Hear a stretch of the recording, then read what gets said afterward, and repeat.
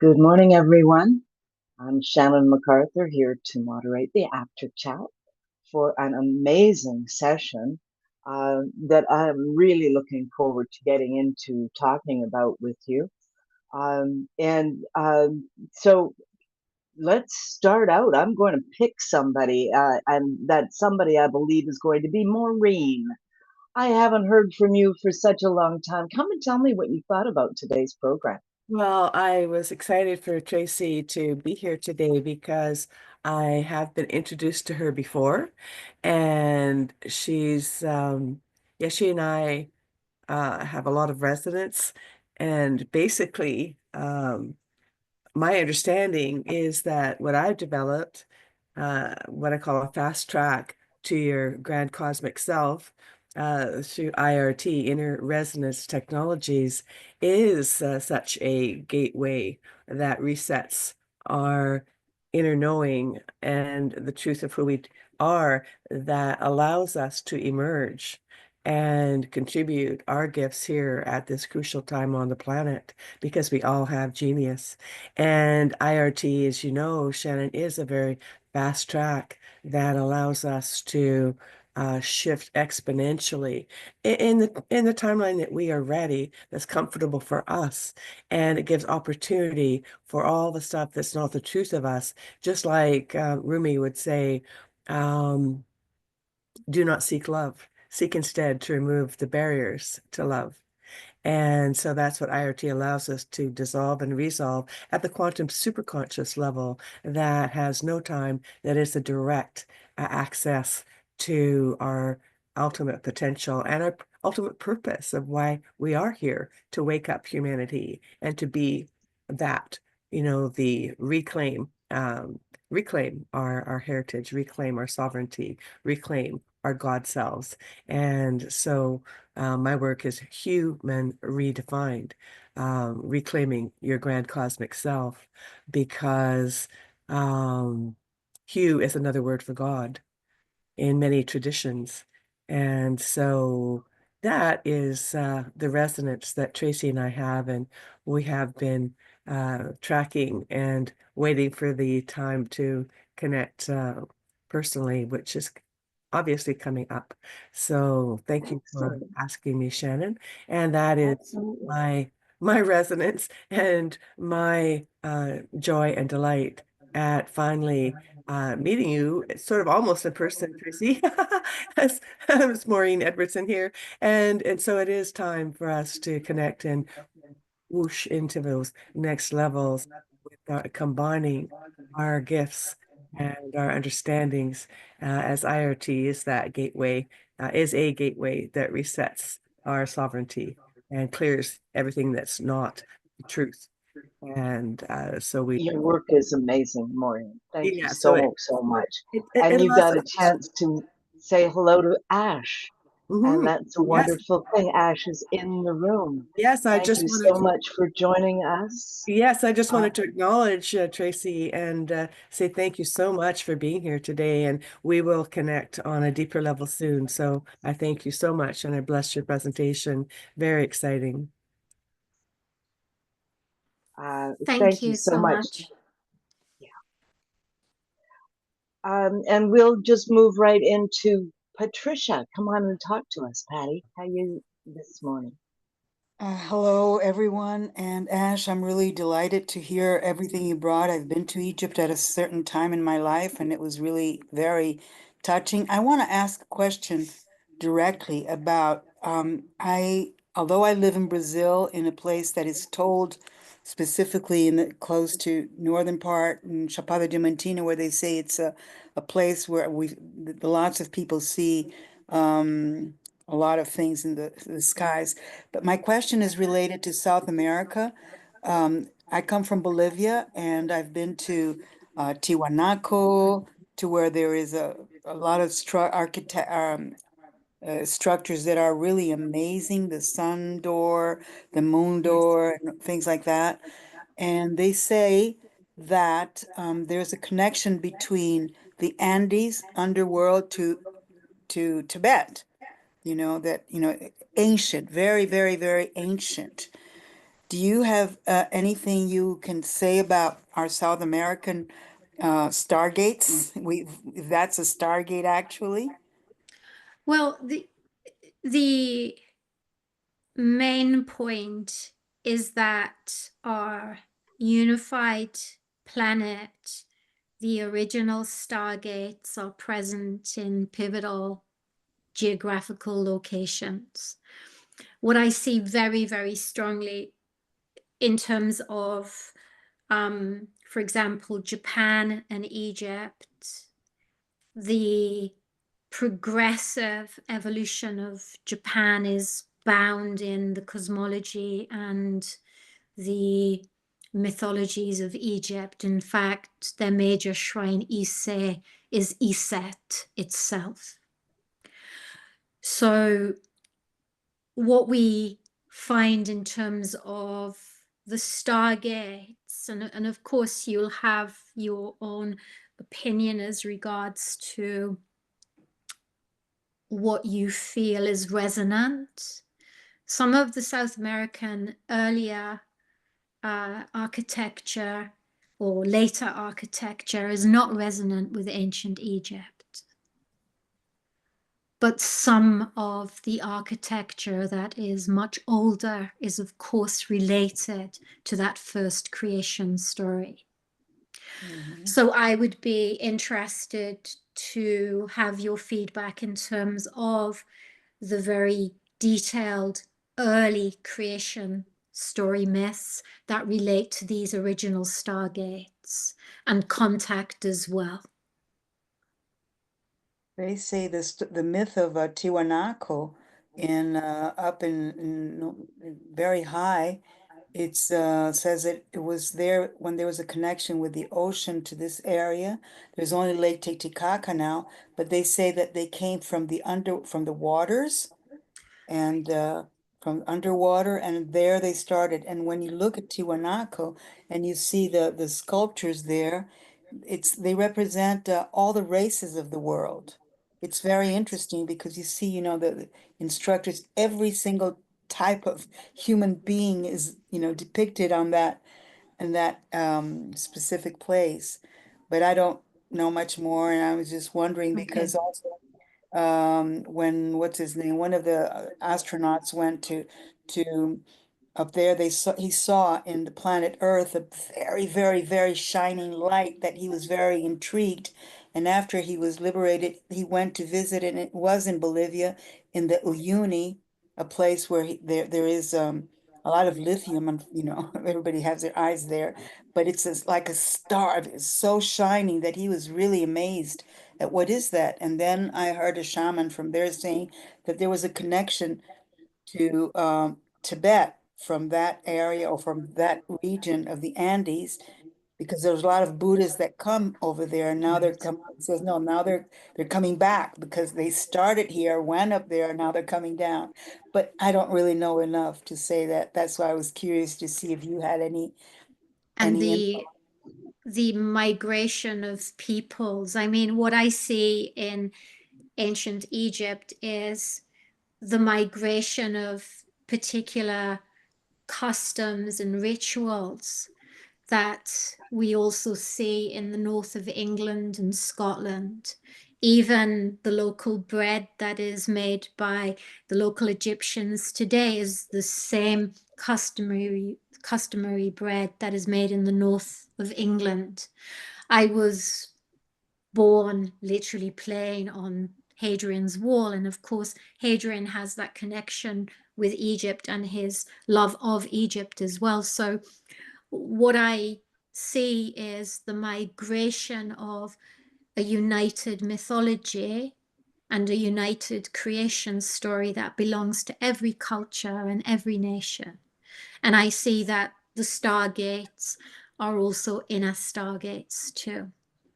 I think in around 2020, I was called to work at a crop circle, which had materialized, manifest really close to London, Greater London. It's not usual that crop circles arrive in that access. However, the crop circles had arrived, and this is quite an interesting story. The crop circle related to the ant people and the prophecy that is connected with them in terms of the way that they rescued and reinforced the survival of humanity. And I think it's worth looking at particular creation stories and finding the peoples who can speak of the real story, the narrative that's been handed down. What I do within the context of my own work is I check within the context of history and visiting sites and field work. However, I also operate on my past lives. So I know who I am within the context of history, my incarnations as transdimensional, my incarnations as queen, my incarnations as high priest through the Amana dynasty. And what we're dealing with here is magic that is so powerful. It transcends any psychological technique, and that is the difference. So we can speak of sovereignty, but are we protecting sovereignty in real sacred magic?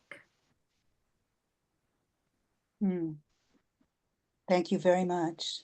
You're really welcome. I've explored South America a little, but I only I'm very clear that I have to be called. I don't just decide to go and work. So I wait until I'm called. I've been to Brazil as well, by the way, and I have extraordinary friends who have had incredible contact experiences in Brazil. And their legacy of work and research is just extraordinary. Yeah, let's see if I can find a way to bring you down again. Well, Okay. if the invitation is resonant, then yes, yes, yes. Thank you so much. Thank Wouldn't you that so be much.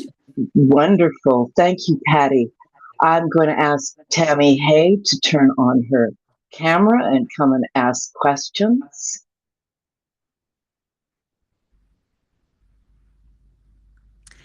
Someone's asked a really cool question. How do we bring peace in everything? Everything as peace. Our practice should be healing. So we should be consistently looking for truth, i.e. in the mat, and then we should be consistently in our spiritual practice, returning, restoring, resurrecting, protecting the balance. That would And have that been is Kurt how, Kruger. yeah. And also the other part of that is to allow the soul the stage to speak.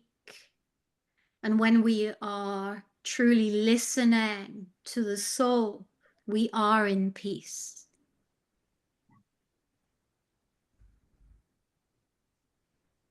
Thank you. Thank you, Yeah. my Hello, dear. Tracy. The key factor of Thank that, you. I believe, is Thank you so much probably, for being here. I think it's you, Kurt, maybe talking. sorry. No, that's okay. I was painting while you were speaking, and this layers of mountains came, and I feel like there's mountain work I'm supposed to do. So anyways, this is what came to me. That's beautiful, Tammy. While you were speaking. Okay. And you have a message for us and myself, some work I'm supposed to do in the mountains. Okay. Thank you. The Theban hills in Luxor is a personification, of Hathor herself. So there's a place called El Qurna, which are the horns of Hathor. The current Grand Imam of Egypt has his mosque there. The worm of Hathor is in the Valley of the Queens. This is the birthplace, the celestial birthplace of the princess. And it is known that when people hike in the Theban hills, the mountains of Hathor, they fall to the ground in devotion. So this is a powerhouse of divinity, both mystically and in terms of who the Grand Imam is as one of the greatest peace missionaries on the planet. So we have this emergence of Sufism and Islam with ancient history. And in the mountains, in the Stargates, is extraordinary magic that is so profoundly powerful. And when magic is unlocked, in terms of white magic, in terms of black magic, the magic is so powerful that even the Grand Imam, even the Sufis will not touch it because they respect the magic that was laid down by the ancient ones. It's preserved, so it transcends. In the mountains, the magic is written. That's what we're living and breathing in. And it's that magic that we can't formulate in convention. So returning to the mountain allows us to listen to the winds, and the winds bring spirit to us, brings the magic of the Stargate and the presence of the goddess. So I love that you painted. And we also, in our facility, we have an educational facility. I built a project called El Bawaba. El Bawaba is the gateway, the Stargate, the gatekeeper, the portal. And we also support artists in terms of their genius creativity and taking them into far deeper creativity and soul alignment in terms of bringing the arts to humanity for healing. Yeah. So that's one of our kind of projects too, to engage in the magic and what that does in terms of our capability as human beings to express why we are here. I mean, creativity is so important in a world that is so restricted by AI. It's so critical. And the mountain is critical, and the winds are critical, and the desert is critical, and the sun is critical. Because this is where the messages are written, and this is what the gods use. This is what contact uses. It engages with nature, and so our messages are then materialized as signals and events of extraordinary miracles. The mountain is so important. That mountain I love. I live in front of her. I love her, I love her, I love her, I love her. Yeah. And Thank you, she Tracey. is, I mean, she is the gatekeeper of eternity. I mean, the goddess takes on a completely different form in Egypt. She is so powerful. She will and can destroy that which is not aligned with the sacred. And that protects us, particularly in these times when we are being hijacked in terms of our contribution to this changing world and what's possible in terms of the next era of timelines. It's quite a dangerous but amazing time to incarnate. And we're certainly moving out of this personal development stuff that just does not work. Blah, blah, blah. No, that was perfect. And I just wanted to thank you for one more piece of what you had said, is that what I really heard also in what you were saying was the non-doing. So just the flow of the feminine ability to just fall to our knees in devotion and allow ourselves to be transmuted and purified. And I really love that, because I think women have had to do so much in our culture physically and have not had enough time to just fall to our knees in devotion and heal and receive that which is there forever and will always be. So that's where I'm moving into and allowing myself to paint and be. And so thank you for the non-doing power of receiving. Thank you. You're so welcome. The goddess and the path of the goddess, the cult of the goddess, is of particular interest to me. I'm an incarnation of Nefertari Meretmut, and she was deified as Hathor herself. So the level of initiation that she could indeed demonstrate is an extraordinary path of initiation that is completely hidden in the shadow of the Dendera zodiac and the Temple of Hathor, which is much later. But the really delicious ancient Egypt. We're looking at the Renaissance in the 18th, 19th dynasties, and then we're really looking at between first and fourth dynasty in terms of the real presence of the goddess. And Hathor is absolutely instrumental in this. And it's a completely different way of perceiving ourselves as women. Women who are being in this magic. And when I'd moved through many very challenging initiations, when I had reached the quota within the context of purification, it was hard, many, many disappointments. The goddess materialized and kneeled before me, and I knew then that it was done. And women and men need to move through very strong magical initiations to know that there is profound protection as regards to their incarnation on the planet at this time. You need to know that you are really, truly protected. That's why we have to be initiated by people who know what they're doing. Mm-hmm. It's really significant. Mm-hmm.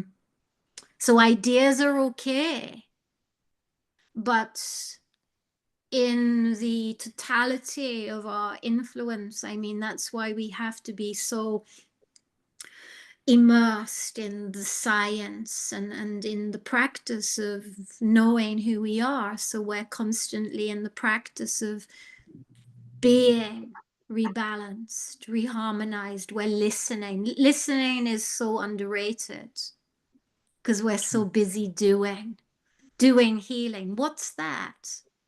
We have to listen. We have to listen. We have to honor. We have to restore our human value. We can't do something to achieve human value. We have to listen to the story, and we have to change that story. So key. I love magic, by the way. I just love magic.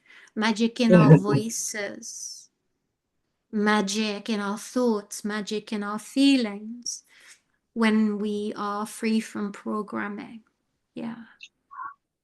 Thank you so much, Tracey. You're speaking my language when you talk about magic.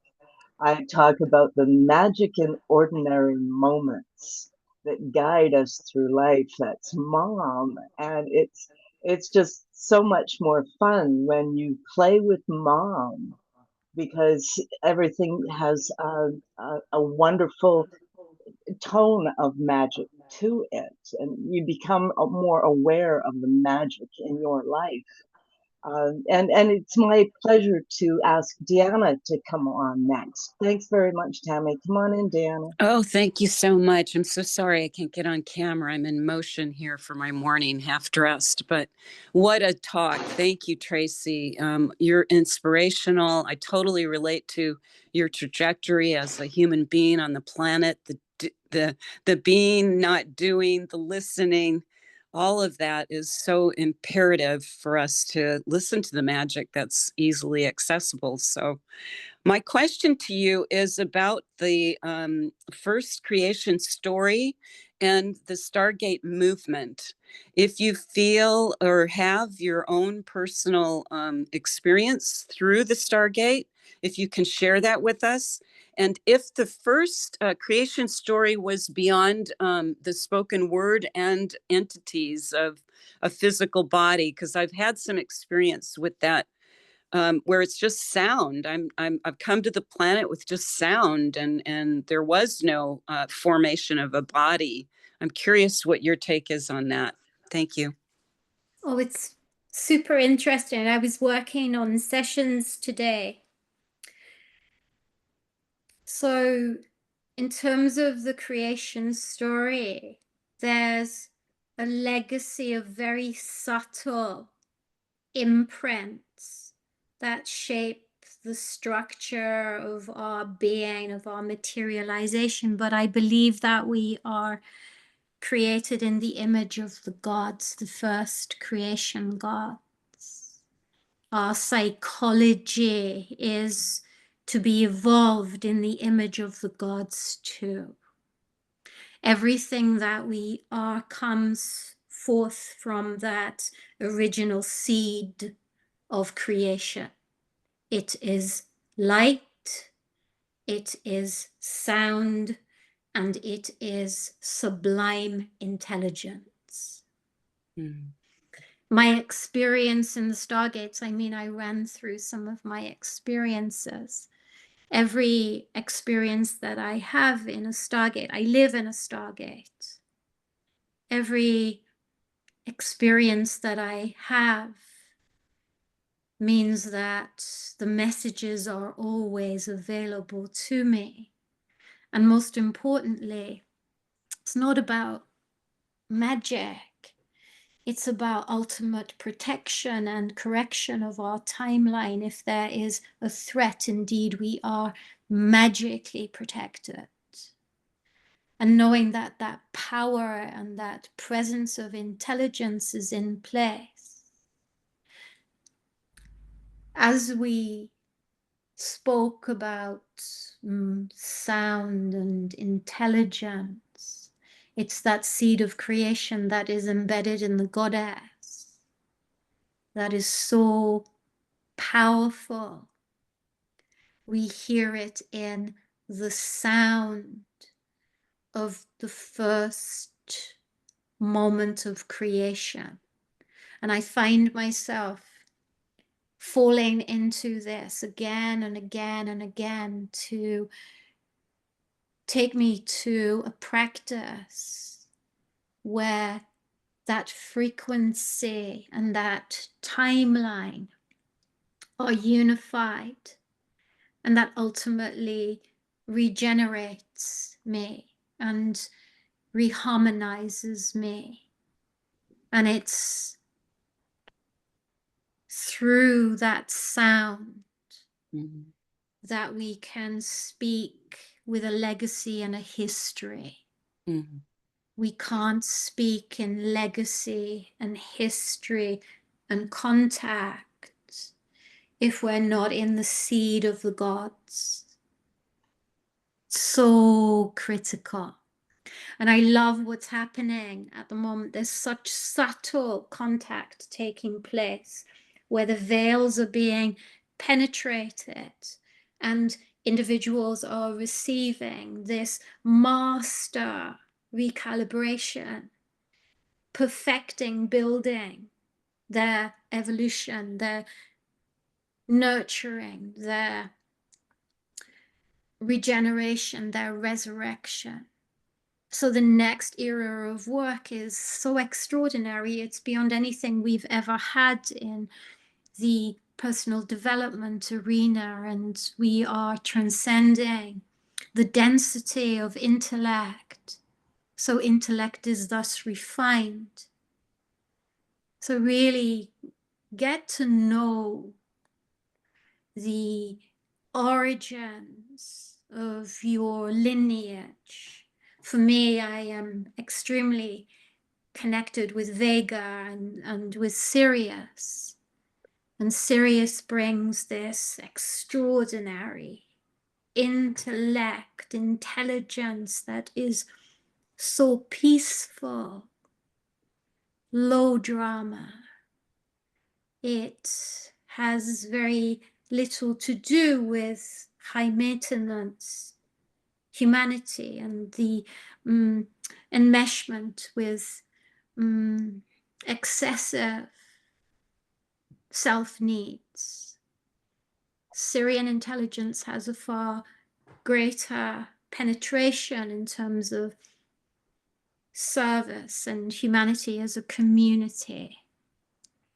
So because I deal with the first creation story that is particularly aligned with the legacy of Egypt, then I can, of course, speak more in terms of that. But I do see that materialize, for example, in Australia and Uluru. I know Janice is going out there very soon. There's a profound unification of the mythologies and the cosmology of ancient Egypt and the mythologies of the Ananga too.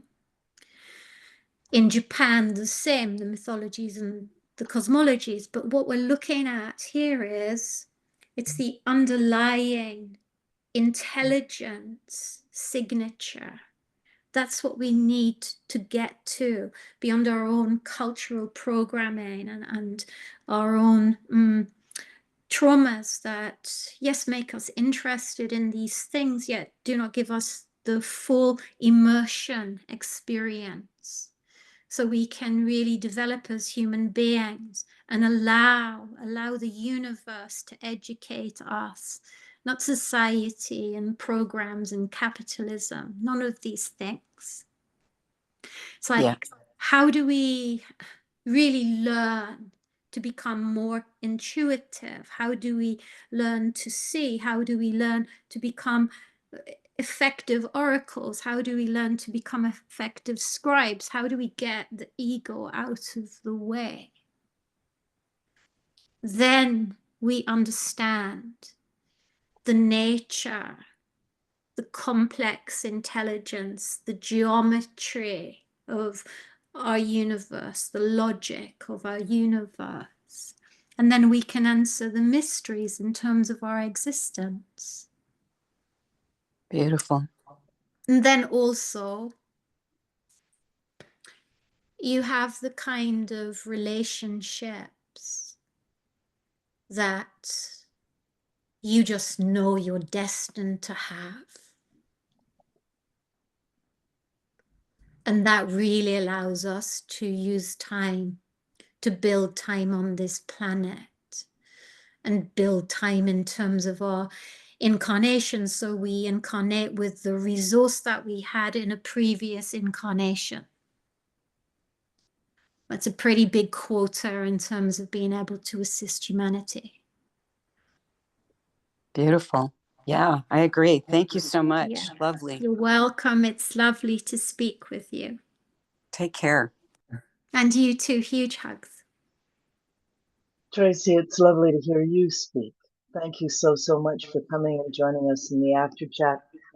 I'd like to invite George and then Janice. George. Thank you. I wanted to ask, you mentioned Uluru in Australia, and you also mentioned several times Japan. Is there a special place in Japan? And the other question was your sense of the ocean as a form. Oh my goodness. I have a massive community in Japan. I visit Japan maybe 4 to 5 times a year. So I've built a very large community in Japan. In terms of the ocean, I was just speaking about this today. I work specifically with the 4 directions of Japan, and I work with the 4 gateways of Japan too. The East Gate is the East Gate of the ocean, and that particular gateway is associated with the goddess who birthed the lineage of the royal household of Japan. So these are very similar mythologies, cosmologies in terms of the kings and queens of Egypt. Japan is an extraordinary location. It is built in the image of divinity as ancient Egypt was. So I have very strong resonance with all things that are Shinto, and very strong resonance with the terrestrial pyramids of Japan, which are situated in Asuka. Asuka has a zodiac which is extremely similar to the Dendera zodiac. In terms of some suggestions, Fujisan, of course, always, and its 4 cardinal directions, its 4 major shrines that protect the east, west, north, south gateways. Tamasaki Shrine, the east gate, where the goddess of the ocean gives birth to the first emperor, and that assigns the gateways, the stargates, and the grid lines right into the axis of Fujisan too. I have made pilgrimage to many locations in Japan. I'm fortunate enough to be able to work outdoors. I have special requests in terms of pilgrimages.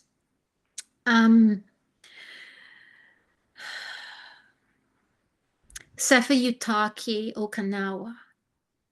This is a stargate, and we were speaking about stargates, gateways that are connected to key locations. Sefer Yutaki is also connected with Giza, and Sefer Yutaki has a small island off this particular main island. This is where the sacred priestess were based, and these are sacred women who gave divine birth to heirs. This is very important sacred lineages in Okinawa. When I arrived in Okinawa, the Yuta were waiting for me, the Yuta and the Nori. These are the mystical women. Their culture has always been to rebalance, reharmonize, to avert, to exercise natural disaster, if you like. So part of my work in Japan is exorcism of typhoons to appease natural disaster. And I've been invited to the United Nations for some of that work too. So the major shrines of Japan really take your research to identifying the shrines before they were dissolved post Second World War. And I've done a lot of work as well in Hiroshima and Miyajima. This is an extraordinarily important portal for world peace. Japan is an extraordinary country where souls are extremely advanced, so the Japanese respond extremely well to the level of training that my schools offer. I mean, I offer mystery schools, I offer goddess schools, wound weaving, contact schools. The Japanese hold that Syrian legacy and genetics. They're formed, they're built for highly advanced building of a new civilization on this planet. They're of the stars, they're from the future, and their sensitivity is extraordinary. We need individuals who can read, evaluate, and also call the contact and the intelligence across the universe to their service. It's like our quota of intelligence can be enhanced as we enter into these new advanced levels. And these are assisted through recognizing where the ancient gateways are. Janus Uluru is an extraordinary stargate. I spent all of my time, not in a conference as a keynote speaker. I spent all of my time with the ancestors and in the stargates and in fielding sky watches. So we could see these incredible UAPs communicating with us. I mean, they were doing 3/4 circles and then reversing. It was extraordinary. This is the kind of usual thing. So I think what we need to remember is we're not just traveling when we go to ancient sites. We're being called to ancient sites to really up-level our intelligence so we can go beyond. And that's why I only visit ancient sites when I'm called or invited. Yeah. But yeah, Thanks very much. if anyone needs any big tips on Japan, Japan is one of my special nations. Yeah. We're all drawn to certain places, and you were placed in Egypt. It's nice to be able to travel to places that you're drawn to. I'm grateful for your path, Tracy.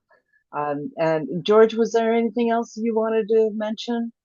I just, if there was anything specific about the ocean, I've been surfing for a long time, so it's always been a portal for me. It's a direct gateway to the goddess. And it is a direct archive. And that was actually something I missed out on my presentation because I collect ancient waters. What I'm very interested in are the archives that are embedded in the waters that we collect and in the places that we visit. So the ocean is a particularly important entry point to that archive of time. Me too, and I love oceans as stargates. I mean, it's particularly important for contact. Have you ever surfed? No, but I wouldn't mind. Let's do it. I will teach you. Thank you. George, the things you get yourself into. Oh my. Come on in, Janice. Hi there, Sister Tracy. Yeah, well, I was going to just ask you to bring up your water library because, mwah, love you, because you didn't speak of it. And Tracy and I met some time ago through water, through Hiroimoto. And let's see, I'm trying to take my hand down, lower hand. And so maybe you could give a little more context in a minute as to the broad spectrum of sacred waters you have in this library and where you have it is also very key.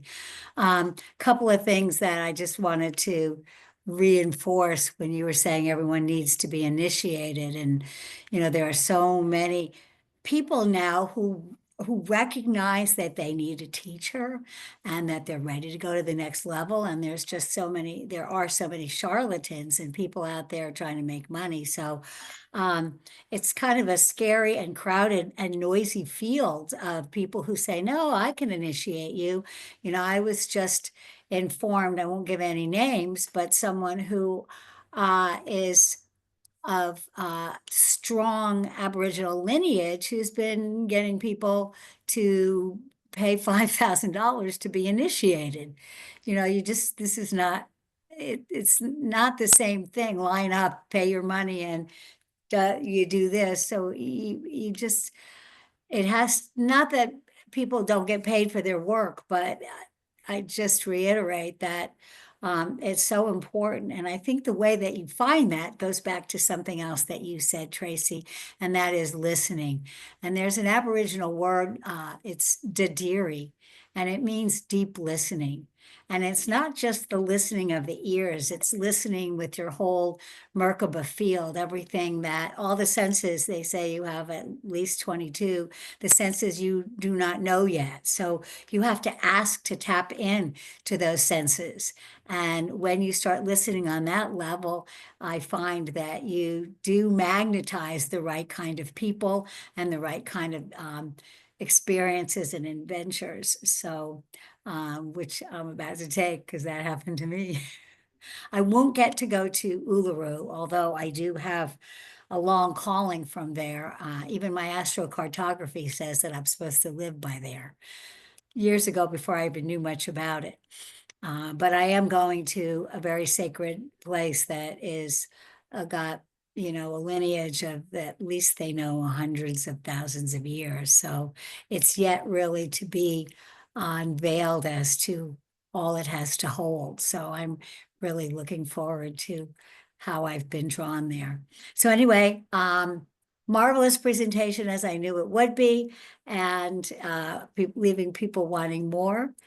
And if you would just take a little more few moments to give a depth and breadth of your water library, because it's pretty extraordinary.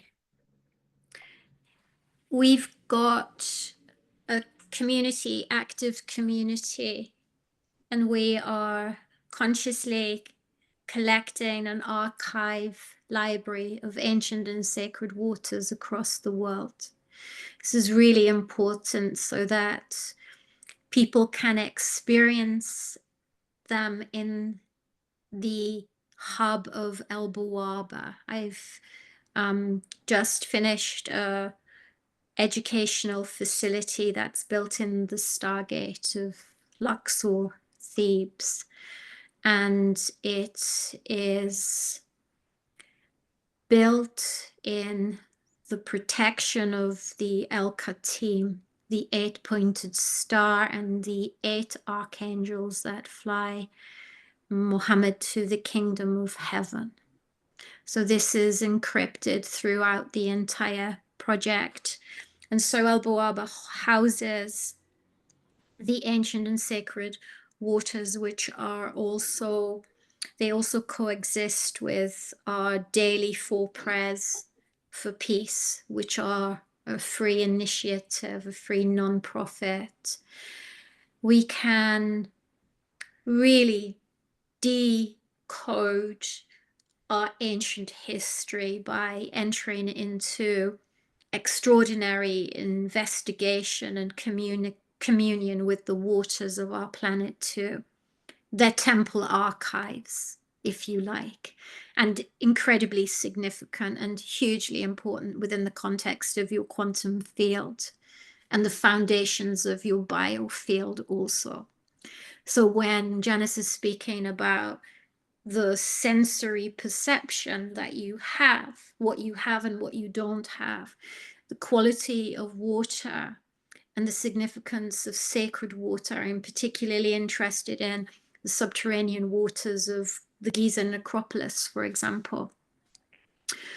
When we access these pure resources of water, uncontaminated archives of our first creation, then we can really apply these in a homeopathic way to what we need to heal, and that creates very subtle new era technologies.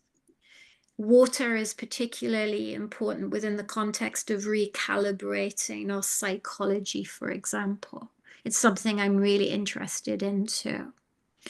So we have this extensive ongoing collection, and we have an active library in Egypt and an active library in Japan. Yeah, I literally have chosen to not be high profile, and Janice is correct. There are so many false prophets at this time. And in terms of my own work and what I protect in terms of Egypt, we are extremely cautious about who we work with and who we invite, because any kind of phantom projection that is chaotic is extremely dangerous in the stargates of the gods. Yeah. Oh, the things we talk about, the things we talk about nowadays, especially here in Humanity Rising, it sounds like a fantasy.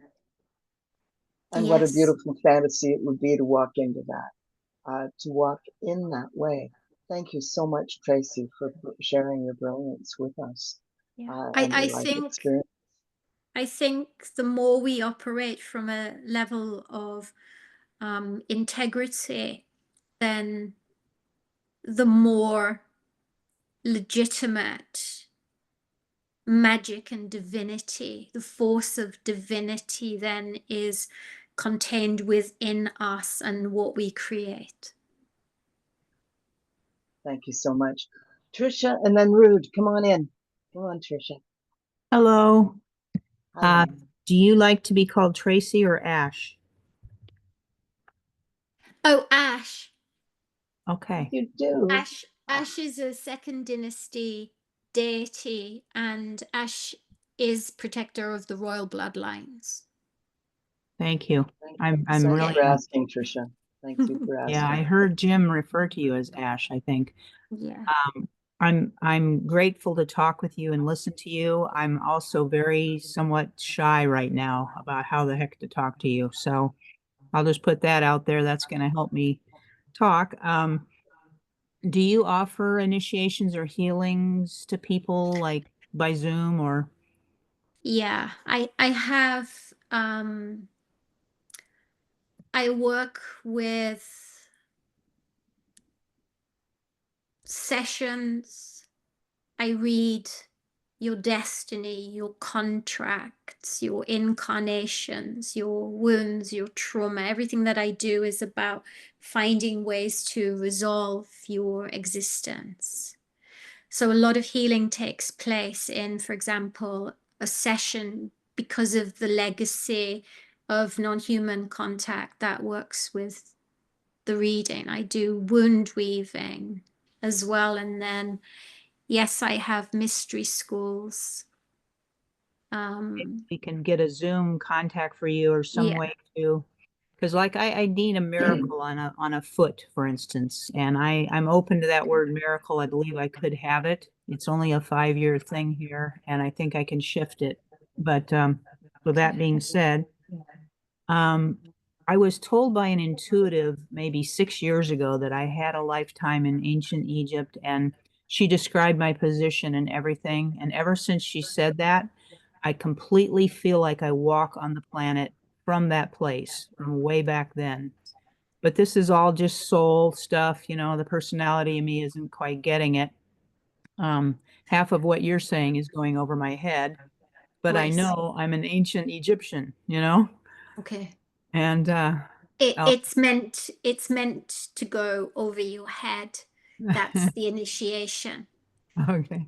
Because we have to be completely honest, and then it gives us the drive to understand and the drive to understand ourselves.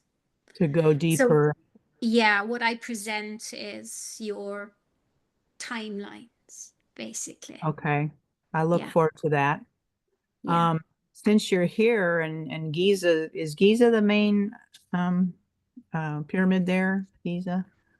Well, the pyramids field is quite a large ecosystem of pyramids complexes that date to around the fourth dynasty. Giza is an extraordinary complex. It's subterranean as well. I've done a lot of work in subterranean pyramids field, where I work with private permissions visits. I mean, I take people on pilgrimages, and so they have specialist access, and I specialize in taking people through the kind of journeys that take them into really trusting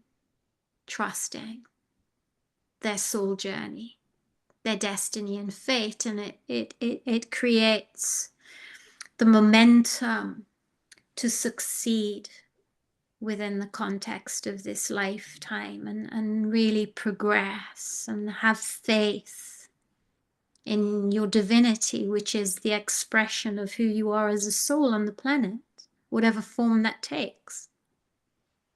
I noticed your word protection a number of times, and I've seen very clearly levels of deep protection, but still I walk as a human kind of wondering, sometimes if I'm safe in certain situations. And we're safe when we are listening to our destiny and our fate. And we're safe when we're listening to the soul. And we're safe when we're listening to soul and we're not listening to manipulation. okay, thank you. And Yeah. one more question about the pyramids, if I could. Did the UAPs, the non-human intelligences, create these pyramids? Because how Oh, else? wow, that's a question.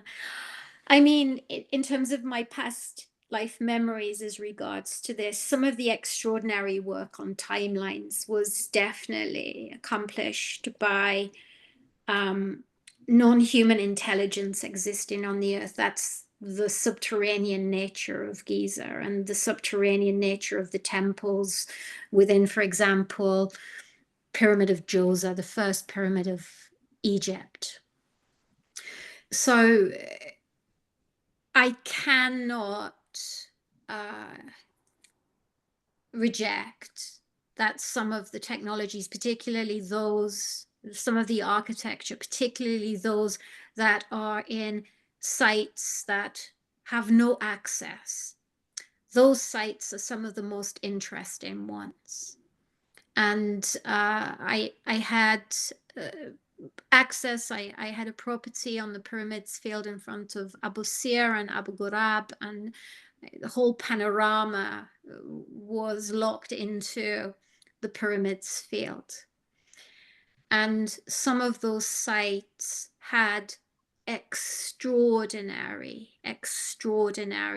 laser cuts that are just super advanced. And it's in the earlier, say, the fourth dynasty, that you see the extraordinary architecture and you see the extraordinary precision machining, and that there is no explanation of, and there is no real evidence. So some of my friends are directors, for example, of Giza Necropolis, and they have absolutely no clue as academics in terms of how this was built and what it was for. Now, in terms of my perception of it, it was built by extraterrestrials in terms of laying a legacy for human advancement that is guided. So the priests the priestess are the extra dimensionals who are bridges between worlds. And this is what kept the ancient Egyptians on track. And as you get into the later architecture, oh my God, somewhere like Dendera, it is quite challenging in terms of its perfection. It's not perfect architecturally. But when we look at the fourth dynasty, it is absolutely perfect. And that's the difference. I mean, if you go into Djoser, Djoser is this labyrinth temple that is constructed in the four directions. It is built. Oh, I just forgot to mention, ancient Egypt is Atlantis. The pyramids field is Atlantis, by the way. So the first pyramid, and of course, I just don't have time because I have so much field work to share, but the Pyramid of Djoser has a subterranean temple complex, and the temple is tiled in the tiles of turquoise. It is Hathor itself. So this gives us many clues as regards to what the pyramids were set up to govern, if you like. And so it's the pure force of the goddess as a resource to create extraordinary architecture, but extraordinary intelligence. And it's that resource that is so potent and so powerful, and yet it just is. And that's the force that we are not permitted to make contact with. And this is the holy grail of contact. It's the holy grail of memory. It's the holy grail of understanding incarnation. It's the holy grail of you saying, oh my God, I've got to live like this. And that's what changes us. Not the desire to live, not the plans to live, not the vision boards. No, it's what happens when we re-enter the temple of the goddess. And I believe that's what the pyramids are. They're temples of the goddess. And I just think it's really interesting that in terms of ancient aliens, it's predominantly monopolized by men who do not know what they're talking about. Gaia TV is disastrous in terms of information. So in terms of the kind of level of contact, I haven't experienced any contact like it in the world. So, and I've experienced a lot of contact in multi-locations with extraordinary intelligence. Out of ancient Egypt are UAPs that are so beautiful, I will not film them. They're so beautiful, they're so intelligent that humanity isn't ready for them. And that's why Egypt is a stargate that is considerably important. The elite have stolen from Egypt to control the timelines. Egypt will never be destroyed like Palestine. If Egypt is destroyed, then the West is destroyed too. So I've done a lot of work on timelines, where it went wrong and where it goes right, and what we need to return to restore the organic sovereign timeline. So yes, they were built by the first creation gods. And those first creation gods were on this earth. And that's why we have archives of water, because we want to be able to direct experience the archives and reboot our memories. And that's why high quality water is extremely important for our spiritual evolution and our health. So thank you for mentioning the water library, and it's all hyper connected, of course. I mean, water, you need water for contact. You need water to allow you to time travel. So again, it's built into the technologies of the Giza necropolis. There is water in the subterranean Osirian temple. I've been into the Osirian shafts. I've worked with the waters there. I've worked in subterranean Giza. These places are important in terms of the direct message and memory imprint, magical imprint of the goddess. They're temples of the goddess. And we really clearly do not understand what the goddess is. There's a 2027 eclipse, I mean full solar eclipse, and the longest point of it is going to be over Luxor. I think it's August 2027. But that's when I see the resurrection of the goddess as light and time are reversed. And it's that birthing and rising of the goddess which is going to completely purify and adjust our timeline. I mean, we can't make this stuff up. It's extraordinary. And I think it's one of the reasons why meditation is not allowed at these sites. So what I do is I hire ancient StarGates for 2 hours so that my community can have full-blown immersive experiences of contact. And I have a good network of people that I know in antiquities who support my work because I do bona fide work.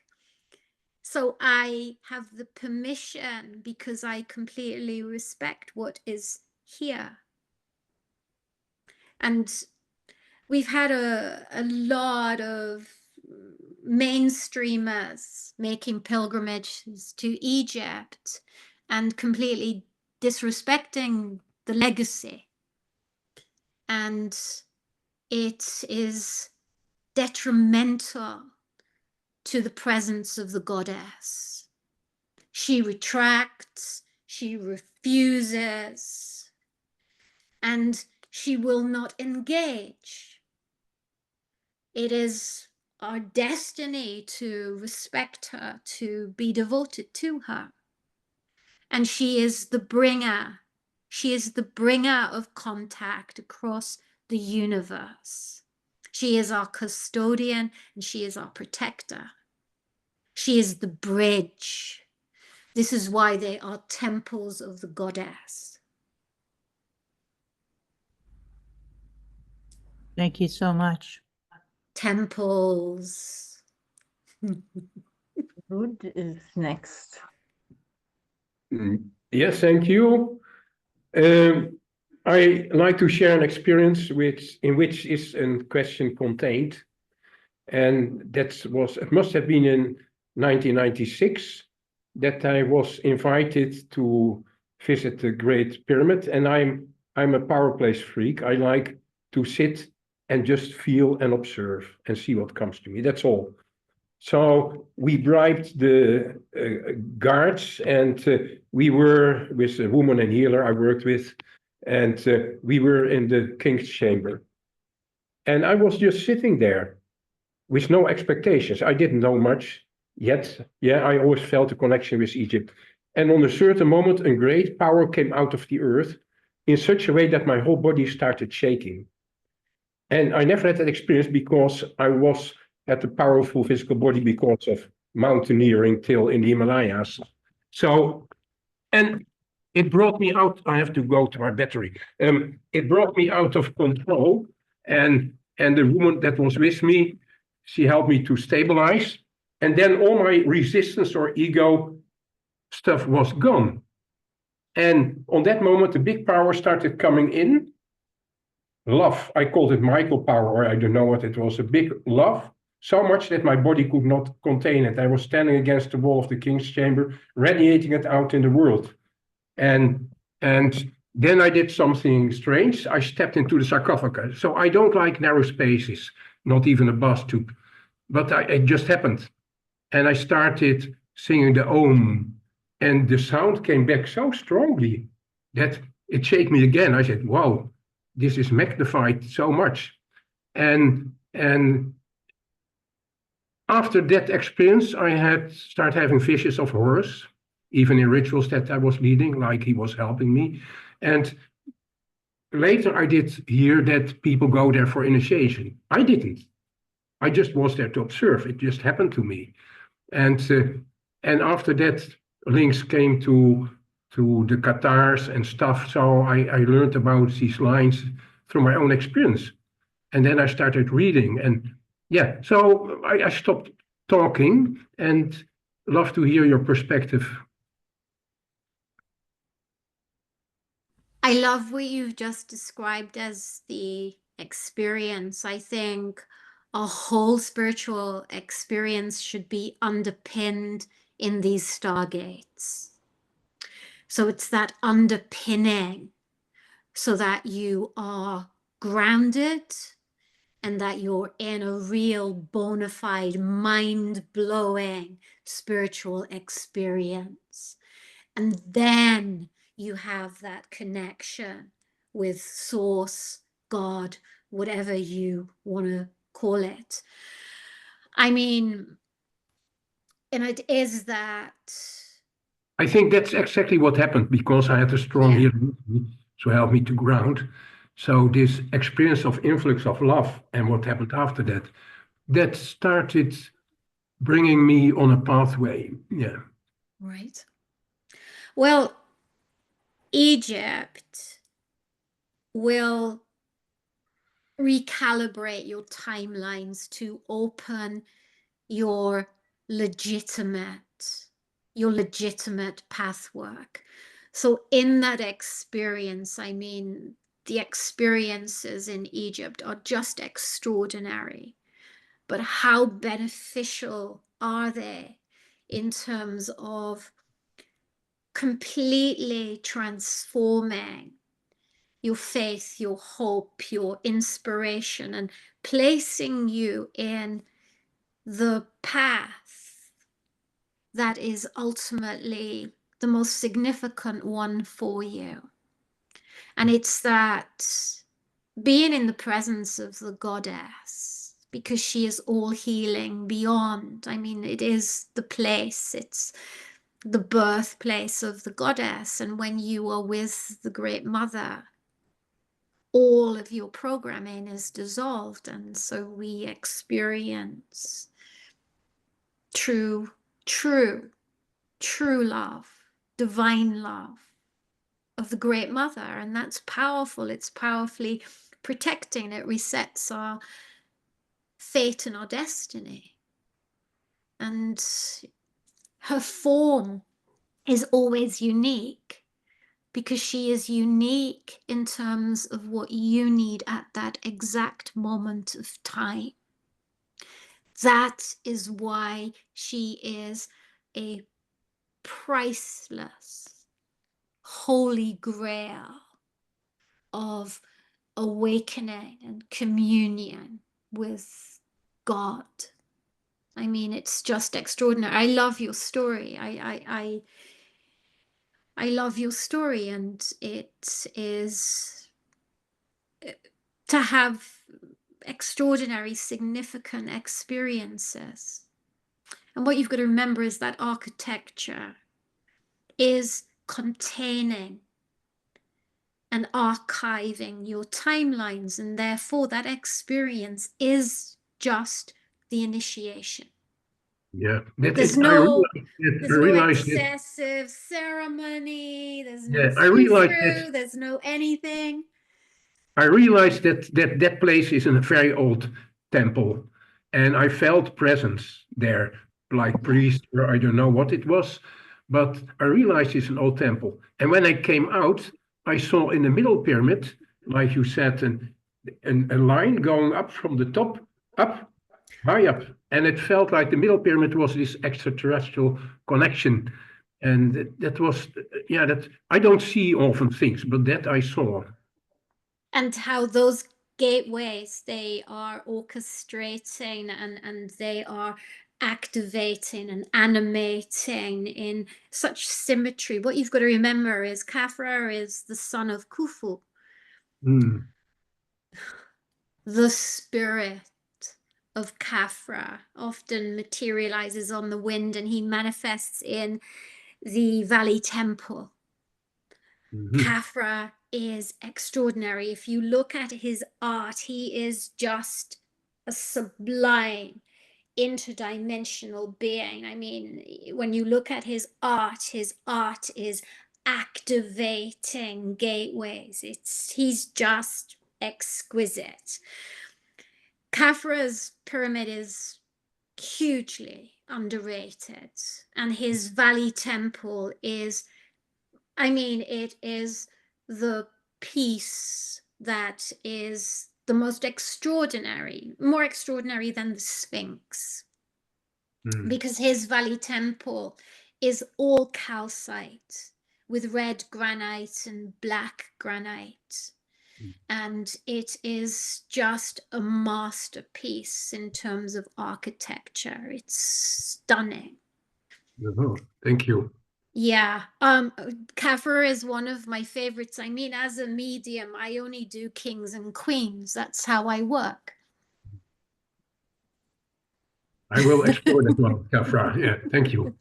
Khafra is really something extraordinarily special. His spirit and soul is just so celestial, so divine. This is calcite, by the way. I don't know if you can see it. Yeah. The calcite is the technology that is also embedded as the crystals in our pineal gland. So the ancient Egyptians in their architecture, they integrated calcite. Calcite was also the casing stones of the Great Pyramids. So when we go into the Great Pyramid in the original casing stones, this would activate these piezoelectric crystals, calcite crystals. This reinforces the light through our biofield. And this takes us into extraordinary metaphysics capabilities, visionary capabilities. That's the initiation of entering into the Great Pyramids, for example. Thank you. This is a really cool technology. It's just set at a very, very peaceful, it's very Syrian technology. It provides the reverse in the StarGate, so you can magnetize contact to you. And I think that's what the ancient Egyptians were doing to maintain contact. You know, because what happens in our arena is people like the idea of contact, they'll talk about it. And if they have one contact experience, that's their full stop. But what the ancient Egyptians were doing were building this, progressing this. They needed the structure of society to be built by the scribe and the architects to exact proportions and to exact theologies and exact cosmologies. This is how advanced it was. Extraordinary. I love your story. Love it, love it, love it, love it, love it. Because you can't, I mean, you can't put a price on that level of initiation. It's impossible. There's no price tag. It's beyond it. It's beyond it. Yeah, it's the resource that is going to save your life. It's the protection that saves your life. I mean, it's not magic. I mean, if I'm in danger, then contact materializes to give me the exact information that I need to avert danger. It's important stuff. Yeah, yeah. Love your story. It's fabulous. Ash, I have a slightly different question. You mentioned Atlantis and in Egypt. Are you familiar with the name Matthias de Stefano? Oh, don't even talk to me about him. He's a disaster. He's a disaster? Yes. Okay. He is encouraging groups to destroy the scenes in the temples. And initiation is not putting oils from your hands in temple scenes that are priceless. That particular individual was taken from Giza by gunpoint by security because he refused to respect what Egypt is. Marius is not cooperating, and he is not a legacy wisdom keeper in terms of ancient Egypt. And his work is problematic, mainly because it's extremely mainstream and mainly because his ego is extremely grand. So I'm sorry if you love him. I don't. And I have no respect for people who encourage the destruction of ancient history that cannot be replaced. It's excellent to hear your opinion. Thank you. Because we come across these people. I came across him relatively recently. Okay. And I find him interesting. I have to say that because I also know no better. So yes, I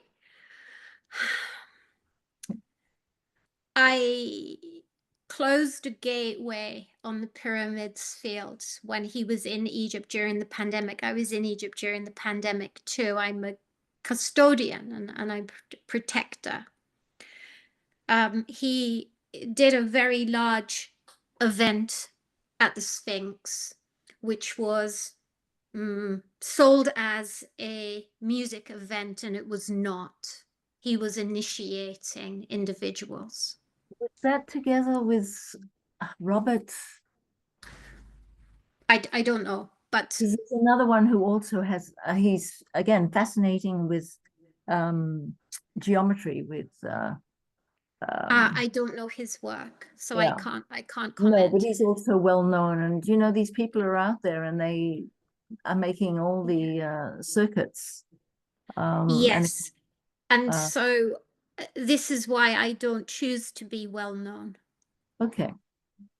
Because I am aware of what the mainstream rhetoric is, and that is not ancient Egypt, and it is not Atlantis. No, he also mentioned Atlantis, but that's.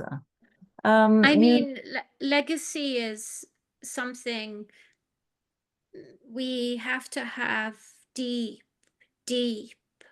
understanding and respect for the knowledge. I mean, my knowledge is incarnational. The architecture and the temples respond to my presence. The spirits, the ancestors respond to my presence. I have deep devotion, deep respect. But I cannot see mainstream rituals and ceremonies that mean nothing taking place in my temples. It's sacrilege. Well, and you it's said capitalist. I'm sorry, but it's capitalist. Yeah.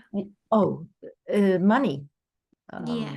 Yes. Yeah. You I mean, you he said maybe knows no better, but I certainly know that he now goes to Egypt, not as a group leader, because he is not meant to be in Egypt, because he's been blacklisted okay. and he doesn't have integrity. So he's addicted to not saying no. This brings not the best ethics to those who are being initiated by him. Yeah. Because it's entitlement, and entitlement is not where this needs to go. All of these things create phantoms and fantasy and false timelines. And it has a huge impact on unbalancing, destabilizing the collective, especially when individuals are not gatekeepers and they're working at pivotal ancient sites that are essential to the ecosystem and peace of the planet. I mean, this stuff is extraordinarily important. So it's more important than we think it is. Yeah, no, it should be made Yeah. known as well. Yeah. I mean, You but sometimes it's quite tricky to have those conversations because, of course, people like entertainment and they feel affiliated to entertainment. And ancient Egypt isn't like this. It takes time. You have to spend time walking the sites and listening. And these people don't listen. So it creates a community which is just crazy. And that lends itself to the culture of psychedelics that aren't being taken in sacred ceremony as well. I mean, these things are extremely dangerous. Yeah. And I produce tours, so I know what I'm dealing with. I see this kind of individual a lot. Yeah, it's very important that that we understand the right way and the wrong way. Yeah. But very I mean, someone important. like Mateus, he isn't, I mean, this is something you need to ask or look at. Are their claims actually materializing? That's what you've got to ask. So what Well, I that's always we do is, have to be more critical. We have to learn how to be yeah, able to see another possible side to all this and not just accept what is being presented to us. But it's not easy. yes, I agree. And also because we have acceptance and compliance, it can make it feel like we're challenging the status quo, but you're actually not. Engaging your intellect is really important. One of my things is I spend a lot of time on panels in the States. I've sat on panels with all of the big names, all of them. And I know when someone's off because I can read frequency.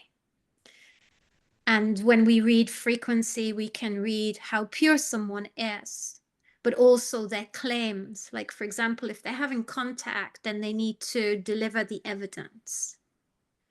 So I've seen imposters like Corey Good or David Wilcock, those kind of people. And they're actually, it's kind of interesting in the industry because the industry is run by a very small group of people. And those people deliberately platform people who aren't necessarily exceptional, but they're part of the boys' club. I was thinking about that last night, actually, because you see somebody come up you haven't seen before, I mean, not that you've been there the whole time. And then suddenly that person starts appearing on a few other people, so that made me question things a little. But you said that meditation is not allowed there.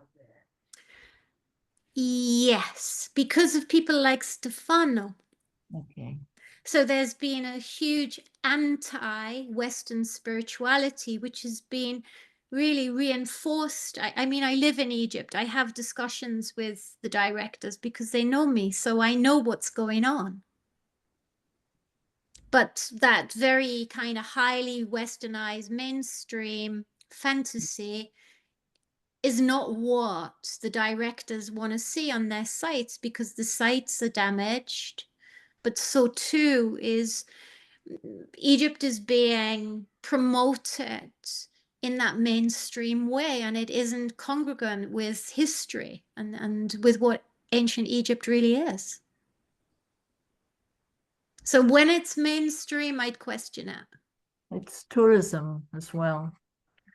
Yes. So, Yeah. Teresa has Yeah, a I que- mean, and anyone can do a tour. I mean, but not anybody knows what ancient Egypt is, because Egypt is extremely complicated. And it takes so many decades to even scratch the surface. I live there. I see something new every time I visit. I mean, it's very difficult, I mean, to even bring all of the knowledge together because there's so much. People will specialize in a wall or a temple. I mean, that's how complex it is.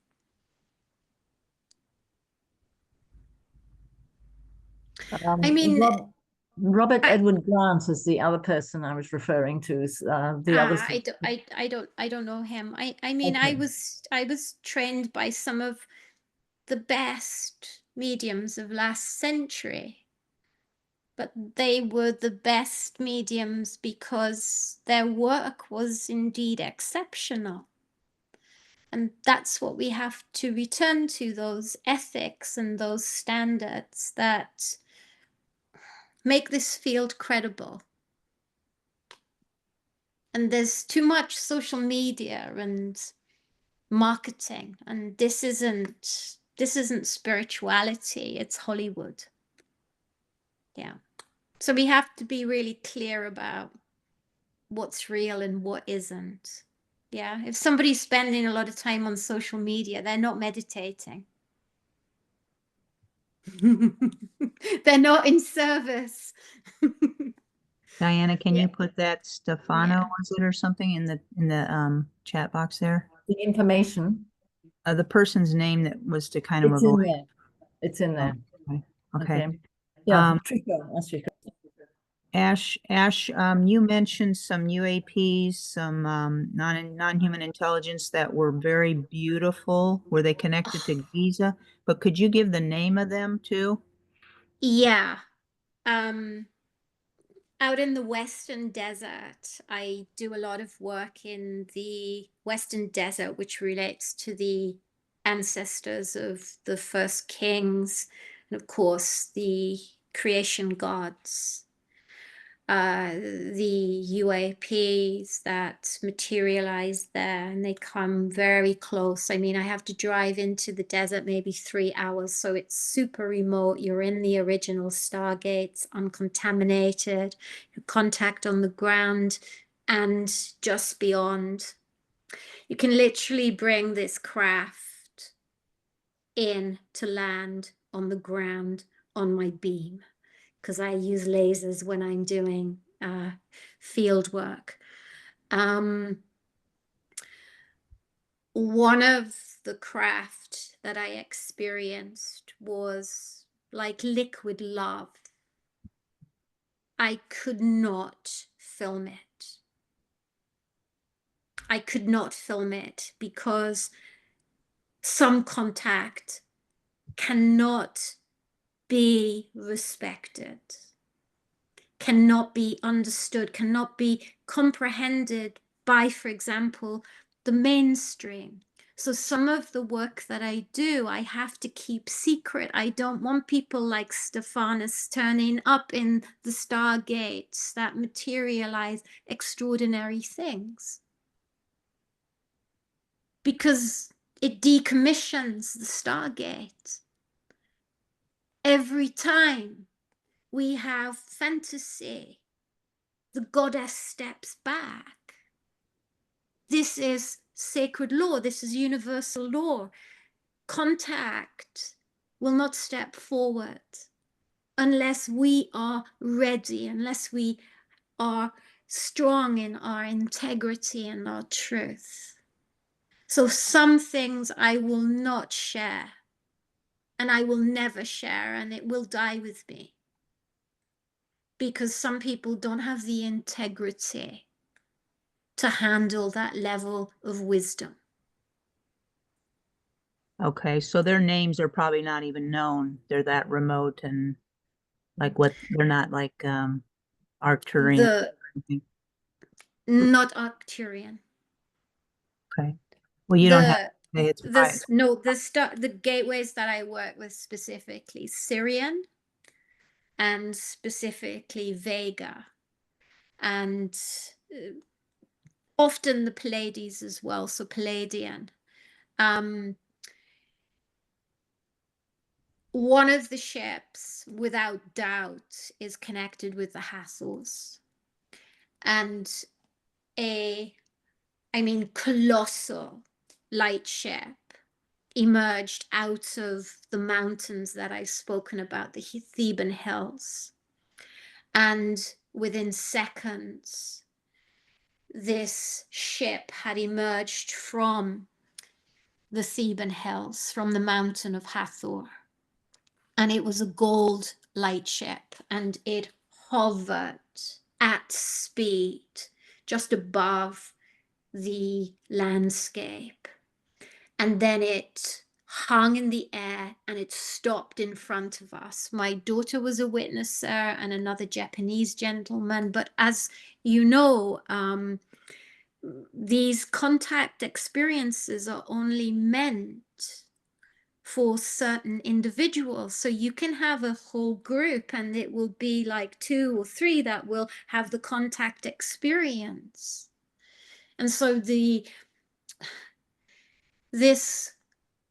golden light ships of Hathor, extraordinary contact, and it has certainly informed my daughter's soul path and her extraordinary genius as a musician and as a writer.